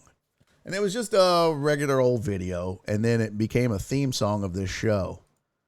So we are going to... Where did it go? That's not it. There it is. So we're going to take a quick break. Damien, you're going to get to, for the first time in your Barry on Deck life, get to witness the theme song. Nope. Somebody time out, B. Hannon. That's too far. You've gone too far. You've gone too far. Somebody time out, B. Hannon. You know the rules. You know there's not, you don't. Thank you, Potch. B. Hannon, I'm sorry you went too far with it. You don't fuck around with the dope. All right, so here is sitting on the corner doing dope. I'm going to go pee. You guys enjoy our theme song, and I'll be back in a second. Peace, bitches. Don't go nowhere. Wait, no, what?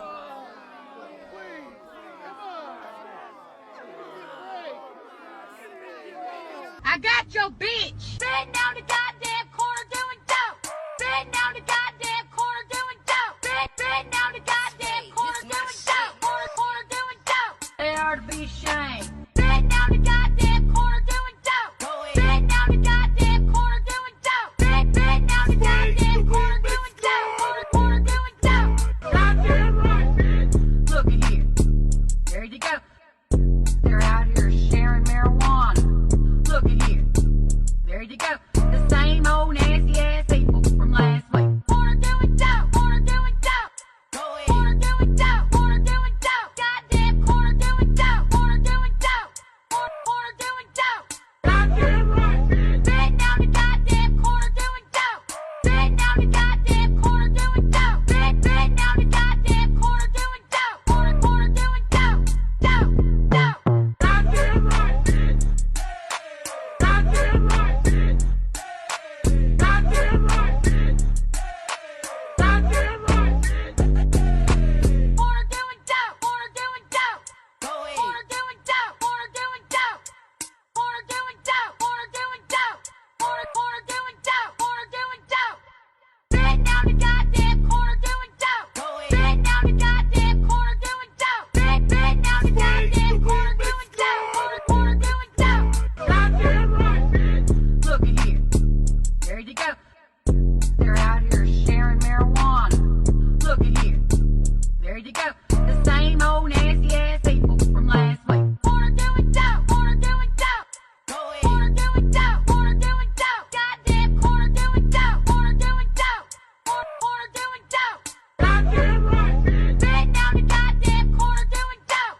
Sitting down the goddamn corner doing dope. Sitting down the goddamn corner doing dope. Corner doing dope. Dope. Dope. Goddamn right, bitch. Goddamn right, bitch. Goddamn right, bitch. Goddamn right, bitch. Corner doing dope. Corner doing dope. Corner doing dope. Corner doing dope. Corner doing dope. Corner doing dope.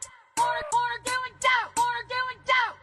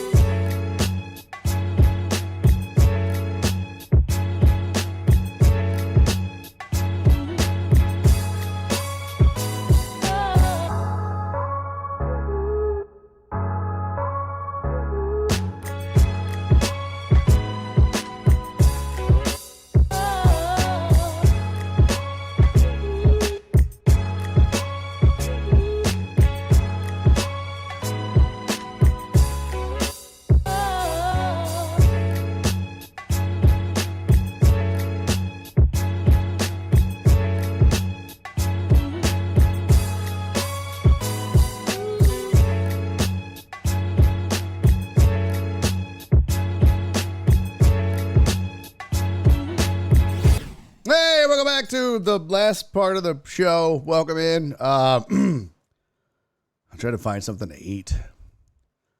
I'm not gonna lie, it's pretty good. I probably shouldn't be drinking, knowing that I gotta show tonight. Somebody needs to find out who banned Nightbot. Exactly, was it banned? Oh, raggedy bitch. Finally got my fix of Corner on the Dope after several weeks. Thanks, y'all. Hey, appreciate you, buddy. Have a great weekend, man. All right, so I promised you guys some Laminator 5000, and that's what we're going to do right now. I didn't stay up all night. Excuse me.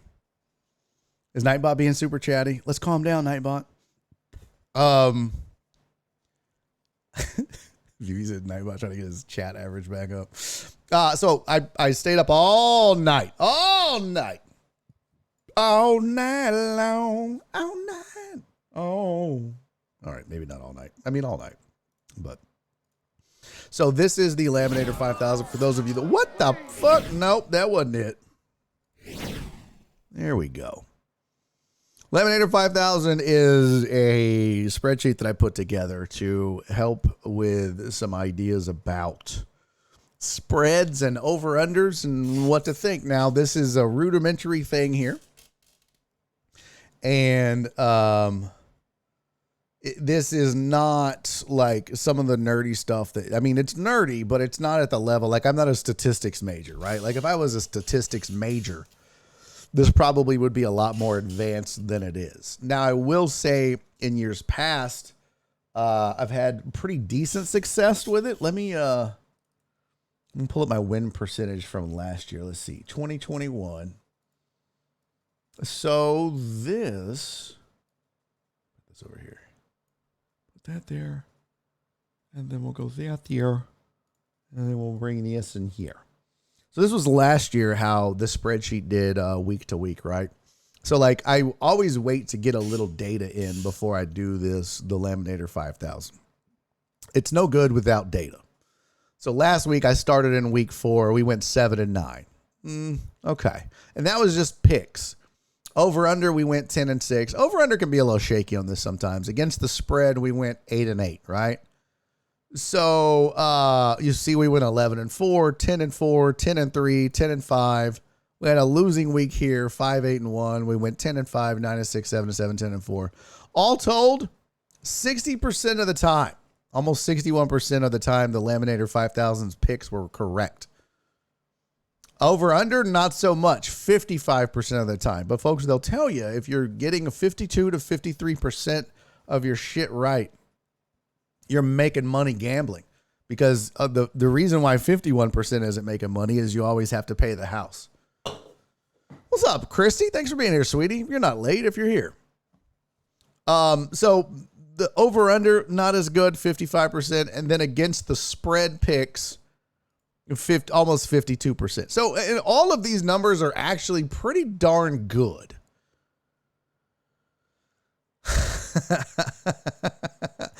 Joe Pro said, does the Laminator 5000 have a metric for bonehead Raiders coaching decisions? Yeah, we talked about that yesterday. That's boy, oh boy. The level of stupidity. Unbelievable. I would be so mad if I was a wagerer. Like if I was Ivan or somebody like that, I'd be super pissed. So that's the history of it, right? That's what it did last year. So here's what it looks like. This is what it breaks down. And I'm going to fix this. I'm going to kind of automate it some more too now that I have access to ESPN's API and all that. Pretty nerdy shit. But basically I take the matchup, we take the dog and the favorite. Now, if you see the bold, that is the home team. So the Bears are at home. And I have them listed as the favorite, but this game is actually even. If I we'll get rid of the over-under for now, and we'll just look at, let's see, get rid of the over-under, hide those columns. We're just going to look at the spread, right? So the actual spread on that game as it stands right now is 0. It's a pick'em. It's a pick'em game. So I made the Bears they're the home, and I don't know why I made oh, never mind. That's wrong. That should not be a spread pick. That is not correct. That is correct. The spread pick, the password is. And then I always do my picks in blue. So there's the spreads pick, and then there's my pick. And my pick is usually, sometimes will be different. Like if Miami was actually favored for some reason because of historical data, but we know that Tua's out and Teddy's out and they're down to Skyler, I probably would go against what the Laminator 5000 says in the game. Like, for example, they're saying that 3 points is going to give them a slight 0.1 point advantage over the Vikings, basically making this a pick'em game with the 3 points. Nah, fam. Definitely not. And that's even at home. So, that is the breakdown. It takes into account what the spread is. And that's the current spread as of this morning. And I assign it to the favorite. Or actually, I don't assign it to the favorite. What I do is I put the favorites in over here. I assign the spread. So I come up with this number, estimated score. When you see the score right here, this is my proprietary formula that I use to come up with what I think the Commanders will score in this game. I think they're going to put up 20 against the Bears at home. And it says I think the Bears will put up 21.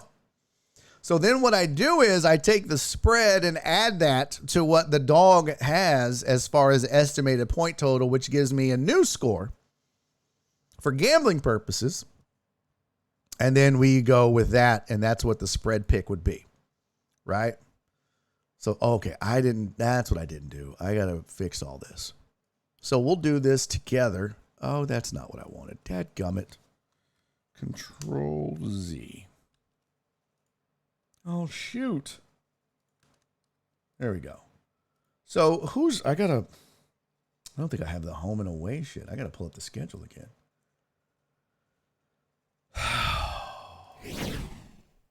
This is what happens when you work late at night. Yeah, I know I had Redskins. It's Commanders. This is like back from 2017 or 18 when I started this. What's up, Cisco? Welcome back. Yeah, I haven't updated that. In fact, I'm going to move away from that and just go with the team abbreviations. All right, so now that I have that pulled up, I'm going to pull this over here. All right, so we know that the home teams, let's see here. Let's get rid of all the bolds because I don't trust it now. I did this kind of on the fly. So home teams are Chicago, Atlanta, Cleveland, Green Bay, Indy, Miami, New Orleans, New York, Miami, New Orleans, New York, Pittsburgh, LA, Seattle, KC. So Pittsburgh, LA, Seattle, and KC. And then Philly. And then Denver is at home. No, LA. The Chargers are at home. Okay. So there's your home teams. And then the way you do the spread pick is whoever has the most points between column F, which is the base predicted points plus the spread for the dog, versus the base predicted points for the favorite. What's up, Matty T? Good to see you, buddy. Hopefully see you Friday for show. Soldier Field said, oh man, I just overtrusted a fart. Oh, well, that sucks for your pantalones. Godspeed to your draws, buddy. Godspeed. Okay, I'm back. My stream kicked me out. What happened? That's weird. Did Nightbot kick you out? Nightbot, you raggedy bitch. Okay. So here we go. Laminator 5000. Here are the predictions. So it's got, let me put this over here. It's got the Bears. I don't know why that says 17. Ignore that. Clear that note. It's got the Bears beating the Commanders 21-20 at home. So that's that. 23-23.4. That's basically a pick 'em. And when you look at the Falcons and you look at the Niners and that defense, the spread says to take the Falcons and the points slightly, right? So that's actually what the spread says to do. That doesn't mean that's what we're going to do. That's just what the spread. Why did I do that? Gosh, dang it. Falcons are at home. We got to use that one. So the spread says Falcons. I'm rolling Niners on this one.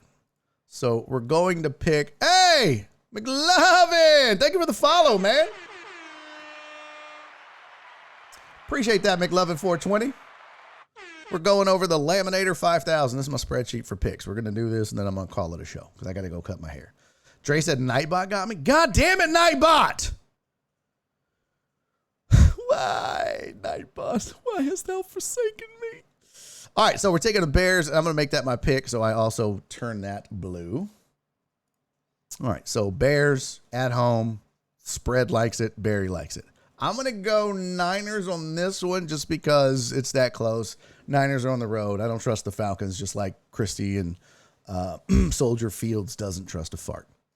All right, on this one, it's got the Patriots with the points. The Laminator 5000 says take the points and the Patriots over the Browns. And you know what? Browns are at home. They're giving up 3. That's the spread right now. I kind of tend to go with that, right? I mean, Patriots defense is playing well, playing better. Although, no, they're still with a backup. I don't know. That's going to be a tough one to pick. I don't know that I'm going to pick that yet. By the way, so what this variance is, if you're looking at the spreadsheet, the difference is point value, right? So we're taking L2 and we're subtracting it from E2. And that is the point total difference between the two scores. And then when you add in the variance of the spread, you get a new number. The higher this number in the variance column is away from 0, the more likely it is to be what I would call a sure thing, right? So, for example, this Rams-Panthers is minus 1120. The Rams are giving 10.5 to Carolina. Do you trust Carolina? Do you trust the third string quarterback? That's the stuff you do have to take into account. Chase said, is this your model or someone else's? This is my model. So you have to take into account third string quarterbacks because this is all math. This is all analytics. So the fact that we know who the PJ Walker is the starting quarterback, do you think that with the 10.5, that's enough? At that point, I don't know. But normally, all things considered, 11, I would probably go with the Panthers on that one, given the fact that the variance between the two is so big. Because the spreadsheet says, the analytics says, oh, Carolina's score, technically they should put up 21, and technically the Rams should score 20-21. Well, we know that's not going to be the case between these two teams. When you add in the 10.5, but you take away the quarterback, do you think that PJ Walker starting as opposed to Baker Mayfield or whatever? Are you a sharp sports bettor, Barry? Not really. I went over last year. So this spreadsheet that I use, McLovin420, this was my record last year. I don't start until the 4th or 5th week of the season because I need historical data for the season. But this was my record last year. So straight up picks, me picking based on it, was 60% win totals, 55% on the over-under using the spreadsheet, and 52% against the spread. So, there's good weeks and bad weeks.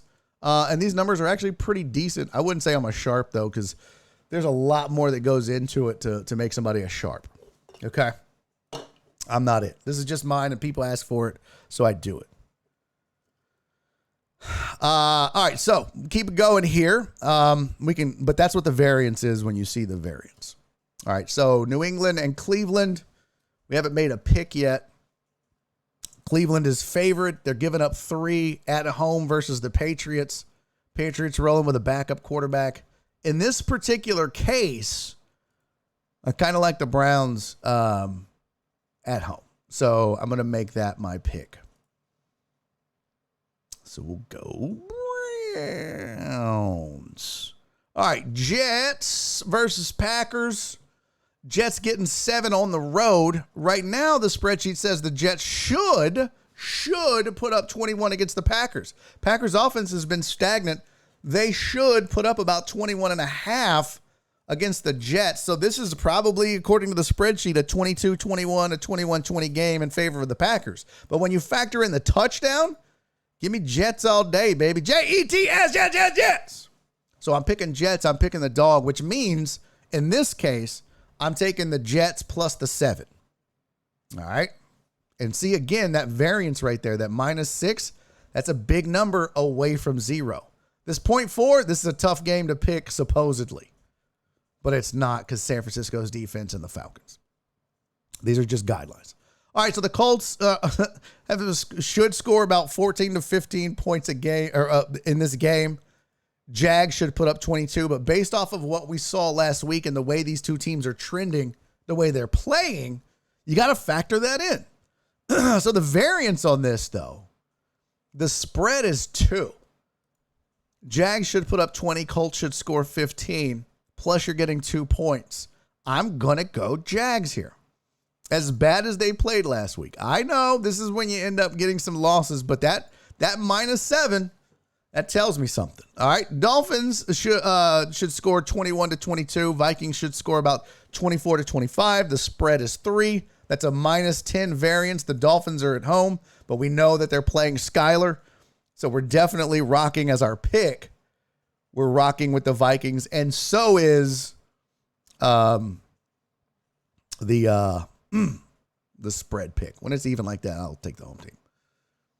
So this one, Saints should put up 20. They're getting 1.5, which makes it about 21.9 or 22 points. Bengals are scoring on average 23. They should score 23 against that paltry Saints defense. So we're definitely rocking Bengals on this one. Giants, Ravens. Giants are getting 5 as the home dog. Ravens should score about 23 in the game. The Giants should score 22, but when you give them the 5, that's 27. I'm taking the Giants at home against the Ravens with the points, not straight up. Again, this is not straight up. This means I'm taking the Giants and a 5-point advantage when the game starts. All right, Steelers at Bucks. The Steelers are getting 8 at home. You're not tricking me into that bullshit. I've seen the Steelers play, and I've seen the Bucks play. And I know 8's a lot to be given up on the road. I don't care. Rams and Panthers is basically a wash points-wise, and then the Panthers are getting 10.5. I'm going against the spreadsheet. I'm going with my gut here. I'm going to take the Rams. I don't think that the Panthers, listen, P.J. Walker is great and all. The defense ain't great. I'll take the Rams in that. Seahawks, Cardinals, basically they should score about the same amount of points, but then you got to factor in the spread. Seahawks are at home. Cardinals are going on the road. I'm actually taking the Seahawks plus the 3 points in this one. I'm actually taking Seahawks in the 3. I keep messing that up.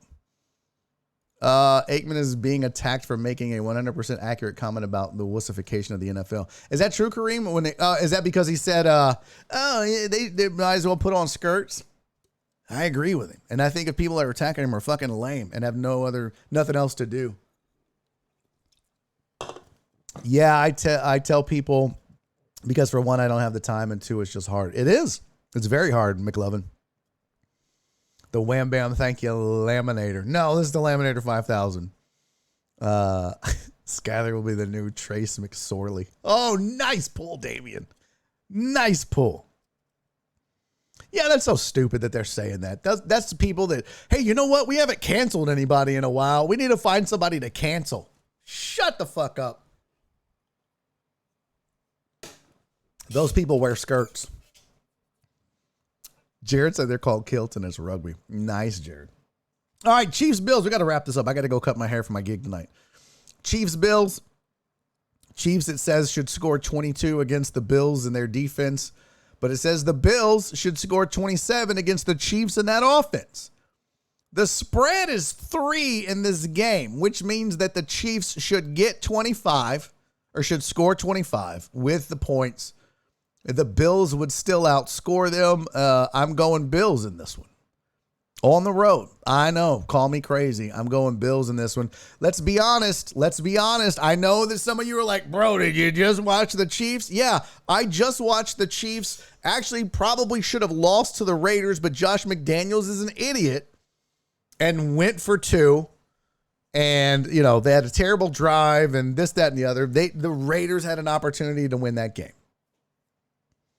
So, yes, I'm definitely going Bills on this, flying against the spread pick.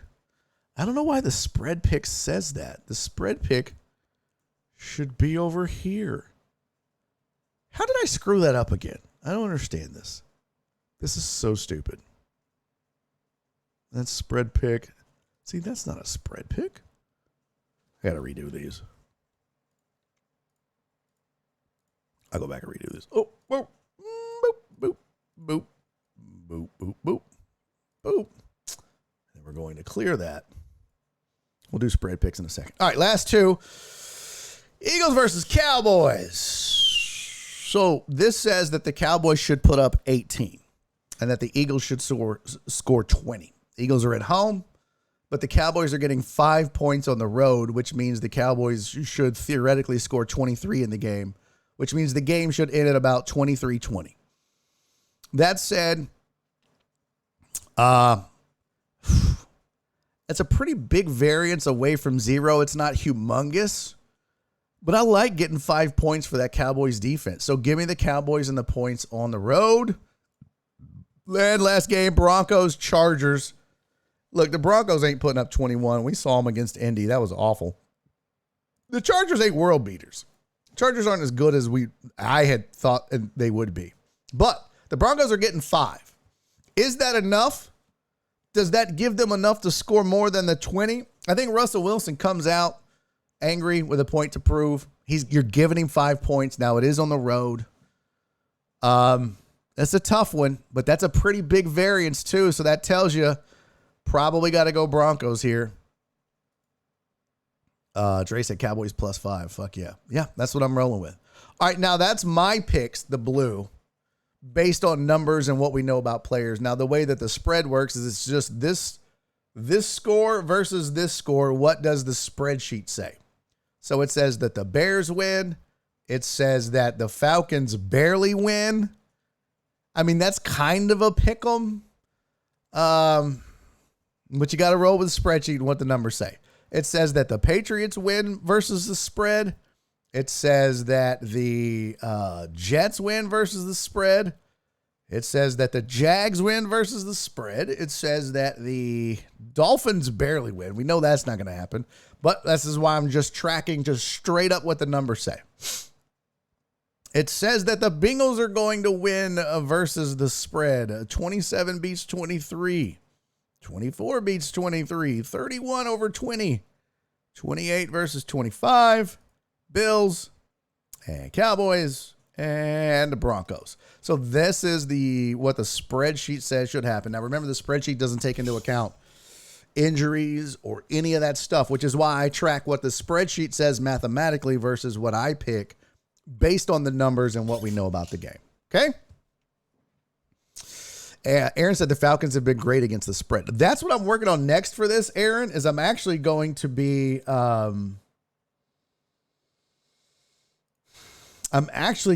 calculating as soon as I get the scripts done.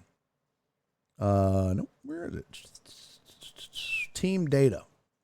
So there's money line. There's the money line record, right? Like Atlanta is 2-2 on the money line, but you're right. Against the spread, I think they're 4-0 or 5-0 now against the spread. It's pretty good. So this is like money line, and I'm going to start tracking that more. So I'm going to be tracking like all the numbers against the spread for each team and how they do money line. So that's just straight up picks, right? So I'll be tracking that as well. But you are right. The Falcons have been really good against the spread so far this year. So that's the spread. Now, one other thing that I do with this is I predict, we're going to unhide this and unhide this. We'll hide this. Actually, hide this. There's the over-under. All right. And we don't need actual score right now. So now what this is, those people over there, we'll just hide all this because we don't need it. And we don't need this. All right, so this is over-unders. So what I do is I take my predicted score for each team, that's the blue column, and I add it together. So I take the 19.6 and the 21.4 and I add it up. And I say, this is what I predict the score should be. And then I take the actual over-under and compare the two and see how far off am I. And a lot of times this spreadsheet is pretty accurate as far as predicting the over-under and what Vegas will set it at. But on occasion, when you see variances, that's when you let you know, oh, maybe I should bet the over or under on this game, depending on what it is, right? So here's what I do. I take my predicted score for the dog and add it to the predicted score for the favorite, which gives me a grand total, in this case, of 41. Vegas's over-under on this is 37.5, which is a net over-under of a plus 3.5. So I'm over what Vegas says. So my prediction would be to take the over. Actually, the spreadsheet would say to take the over in the Bears, Redskins, or Commanders game. Like Falcons-Niners game, the spreadsheet says take the under. The over-under, according to Vegas, is 44. Spreadsheet saying they're barely going to get to 41 because the Falcons aren't going to do their part, scoring 18 versus 23, and that's 41. So spreadsheet says take the under. Browns and Patriots, it says take the over. The Vegas has it at 42.5. I say they'll probably score 45, 46. So we're taking the over on that. That's just, again, straight up. That's what this is. So when you see this record here of 87 and 71, this is no Total Dallas. Thank you for the 100 bits, buddy. When you see that, this is not Total Dallas said cheers for math. Thank you, buddy. Yeah, numbers are fun. I'm sure that the numbers have, no, okay, we're not doing too bad still. I figured everybody bailed on me like, oh my God, this is too many numbers. So when you see this, like a 55% win percentage based on this, all this is just taking the numbers that I calculate, the estimated score for each team that I calculate, and adding them together and comparing it to what Vegas says and just going with the math. So just going with the math, I'm winning about 55% of the time. I mean, look, and some weeks are bad and some weeks are great, but you got, gambling is a long haul, right? So, I mean, I went 13-2 over under. And this is doing that on every game. So if you put like $5 on every game, now granted, you got to take in the money, that the book gets, but there you go. If you would have done this last year using the Laminator 5000, only using over-unders, you would have won 55% of the time. So you'd have made a little scratch. So, almost done here, folks. All right, so Dolphins, Vikings, and I'm going to have this done better for you, hopefully, in the coming weeks where it's easier to read and shit. Yeah, damn the juice flip. So, I don't forget where I left off. Well, Patriots, Browns, we're taking the over 42.5 because we say they'll score 46. Vegas says Packers, Jets will put up 46. We think that's under. Vegas says Colts, Jags is 42. We think that's way under. In fact, that's the biggest variance on the spreadsheet is the minus 6.6. So it feels like that's the most sure thing here is Colts, Jags under 42. Just FYI. Dolphins, Vikings, Vegas has it at 45.5. We say it'll be 46. So pretty close. We're like a half point off, basically, 0.8 points off. We're barely taking the over, but if I was actually gambling real live actual money, I probably would just stay away from that over-under bet. It's too close for me. I'm definitely betting under on Jags, Colts. Putting my money up on that 100%. All right. Same thing, Bengals, Saints. I predicted that the over-under should be 44. Vegas agrees with me and sets it exactly at 44. When in doubt, take the under for these two teams, I guess, because the Bengals are on the road. But this is a pick 'em, really. This is a don't bet because we think that it's going to be 44. That's the perfect number. Same thing on this one. I say 45.1, which is 45. Vegas says 45. So we wouldn't bet it, but it's a slight over. But that's not enough. The zero on this one, not enough. Bucks Steelers is set at 43.5. We say 39. That's a big under, so we'll take that. Panthers Rams, we say they're going to score 41 points. Vegas says they'll score 41 points. We barely take the over. I probably wouldn't, but I wouldn't bet this for sure because that's just not enough one way or the other. Same thing with Hawks and Cardinals. Seahawks, Cardinals, we say they're going to score 50.9, which is 51. Vegas says they'll score 51. We don't bet that. We say Bills, Chiefs are going to score 50. Vegas says they'll score 54. That's a pretty decent margin away from zero. So we'll take the under on that. Vegas says 42 points. 42.5 is the over-under for Cowboys, Eagles. We're taking the under in that matchup. Both really good defenses. And the numbers bear that out. So we'll take the under in that. And then the last one, Chargers Broncos. Vegas says 45.5. Listen, Broncos got to do their part, but so do the Chargers. We predict 41. That's a negative 4.2 variance away from 0. So we'll take the under on that. So there you go. Perry said Andy Dalton revenge game. Let's go Saints. Nice. D-Mata said, just see everyone knows genuine Astros jerseys are like $36 discounted from $150 at MLB shop. Shipping is like $19.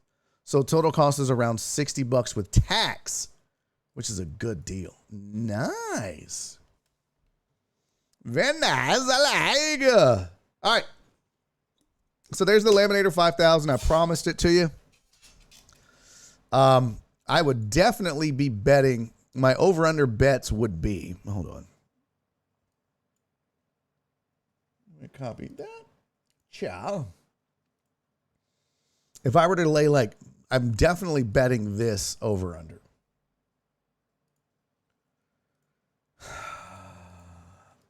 That's a pretty huge variance. And I try to set it to where like anything above 2, you know, like a field goal, especially if it's like home and this, that, and the other. But anything above 2 or 3 is stuff I'll bet that I feel fairly confident about. So these 4 games, those 4s, I would bet those. And so that's what we'll track is anything above 3 we'll bet on. Not like 3.5 though. It's got to be 4 or more. So I guess it's anything 4 or greater we would bet on. So we'll do that. We'll track that. And we, oh, did I just hit print? And we will track that. Damn it. And we will track that. Is that, what in the fuck is happening?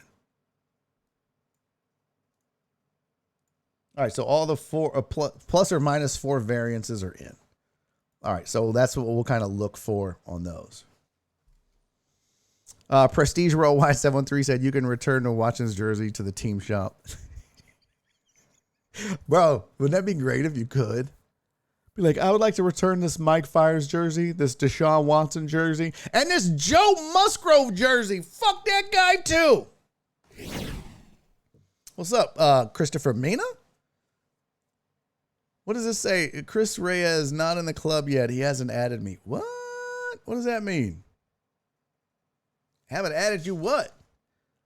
Haven't added you what, pimp? What are you talking about? What you talking about? All right, so there's our picks. We'll see how the Laminator 5000 does this weekend. I should probably put out a summary or something like that. Maybe I will on Friday. What about Marwin being on the Yankees now? I'll never not love Marwin unless he says something bad about the 2017 Astros. Alan Denson, thank you for 100 bits. Oh, shit. I didn't even see it. It didn't fire off. Or maybe I just had the sound off. I don't know. Dope ass dope. Christopher Mito. Our latest, we got 2 VIPs in one day. Are you shitting me? That is outstanding. Let me make that happen right now, Mr. Mina. Let me copy. I redeemed my 60K. Let's go. Rolls. Add new. Mina 21. VIP. Save, sir. Welcome to the club. That is dope. How many VIPs do we have on this channel now? You have been added, my friend. Let's see. VIPs. We have, gosh, we have a lot. 1, 2, 3, 4, 6, 7, 8, 9, 10, 11, 12, 13, 14, 15, 16, 17, 18, 19, 20, 21, 22, 23, 24, 25. We have 25 VIPs. 25 VIPs. That is badass. Mr. Mina. Congratulations, buddy. So that comes with like, if you're VIP, you get a koozie and a sticker. And I had to go back and look what else, but I'll get that in the mail to you. I mean, don't hold your breath. I think it'll be like this weekend. Okay, let's calm down. Hand your jacket on the rack, keys in the bowl. Yeah, drinks are on the right. Pineapple keychain in the bowl. We'll find you somebody to have sex with. All right, guys, that's it. I'm done. It's 4:50. I was like 20 minutes past, but I wanted to do the Laminator 5000. Go team, whoever. Go Astros. Shout out to Dr. Dre on 290. Dre, I'm going to hit you up I don't know what I need to do other than I think that you said I had to get the MLB app. So I'll download that and hit you up, Dr. Dre on 290. Let's get out of here. Thank you, Flip. Titan Hugo said, good to see we still got a 5 p.m. So close enough, right? I was going to end early and then it just ran long. That's not bad. Random question, can I gift a VIP, Podge says. I don't think you can, no. I don't think you can gift the points. No. Because then everybody would be doing that. Once they get VIP, they'd be giving their points away. And the point is, we want those people watching. MLB ballpark app. All right, I'm going to get that, Dre, and then I'll let you know. Appreciate you, buddy. Yes, everyone have a great weekend. I know there's no show tomorrow, and for that, I'm sorry. But I'm not sorry, because I'll be at the Astros game, courtesy of Dr. Dre on 290, with my mom, of all things. She's going to be so pumped about that. Dre, you made her year, I promise you. She could not be more excited. DM email links to app. Dope. Okay, I will. I'll do that on Twitter, Dre. I don't know if I have you on my phone for text, but I'll definitely hit you up on Twitter. I'll send you the info. Hey, man, thank you to everybody for the bits from 1 to 1,000. A lot of ones. A lot of ones today. A lot of ones. Look at all the ones. But thank you guys nonetheless, man. I appreciate your generosity from 1 to 1,000. I do. Look at all the resubs, man. Thank you for the resubs and the new subs and the new followers. McLovin, welcome in, buddy. Thank you. And you and Damien are the newest 2 members of the Deckhead community. Make yourselves at home, man. It's good to have you here. I will see you guys on Monday. Actually, you know what? Bullshit. I'll see you tomorrow because I'm I'm side-casting Thursday Night Football, Commanders, Bears. We're just going to have fun. The game is not going to be great, but we'll talk a lot of shit, do some drinking, maybe have some fun. All right? Come hang out with me tomorrow from 7-ish till game time's over. All right? No show tomorrow. I will see you Thursday for the sidecast, Jared. And then I'll see y'all, if I don't see you on the Thursday sidecast, I'll see you Monday, 2 o'clock Central Time, as always. Until then, do me 3 favors. Please do me 3 favors. Be safe. Be kind. And most importantly, love each other. I'll see you tomorrow.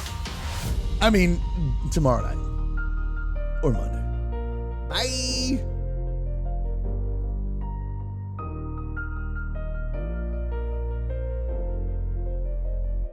And he's making a YouTube video.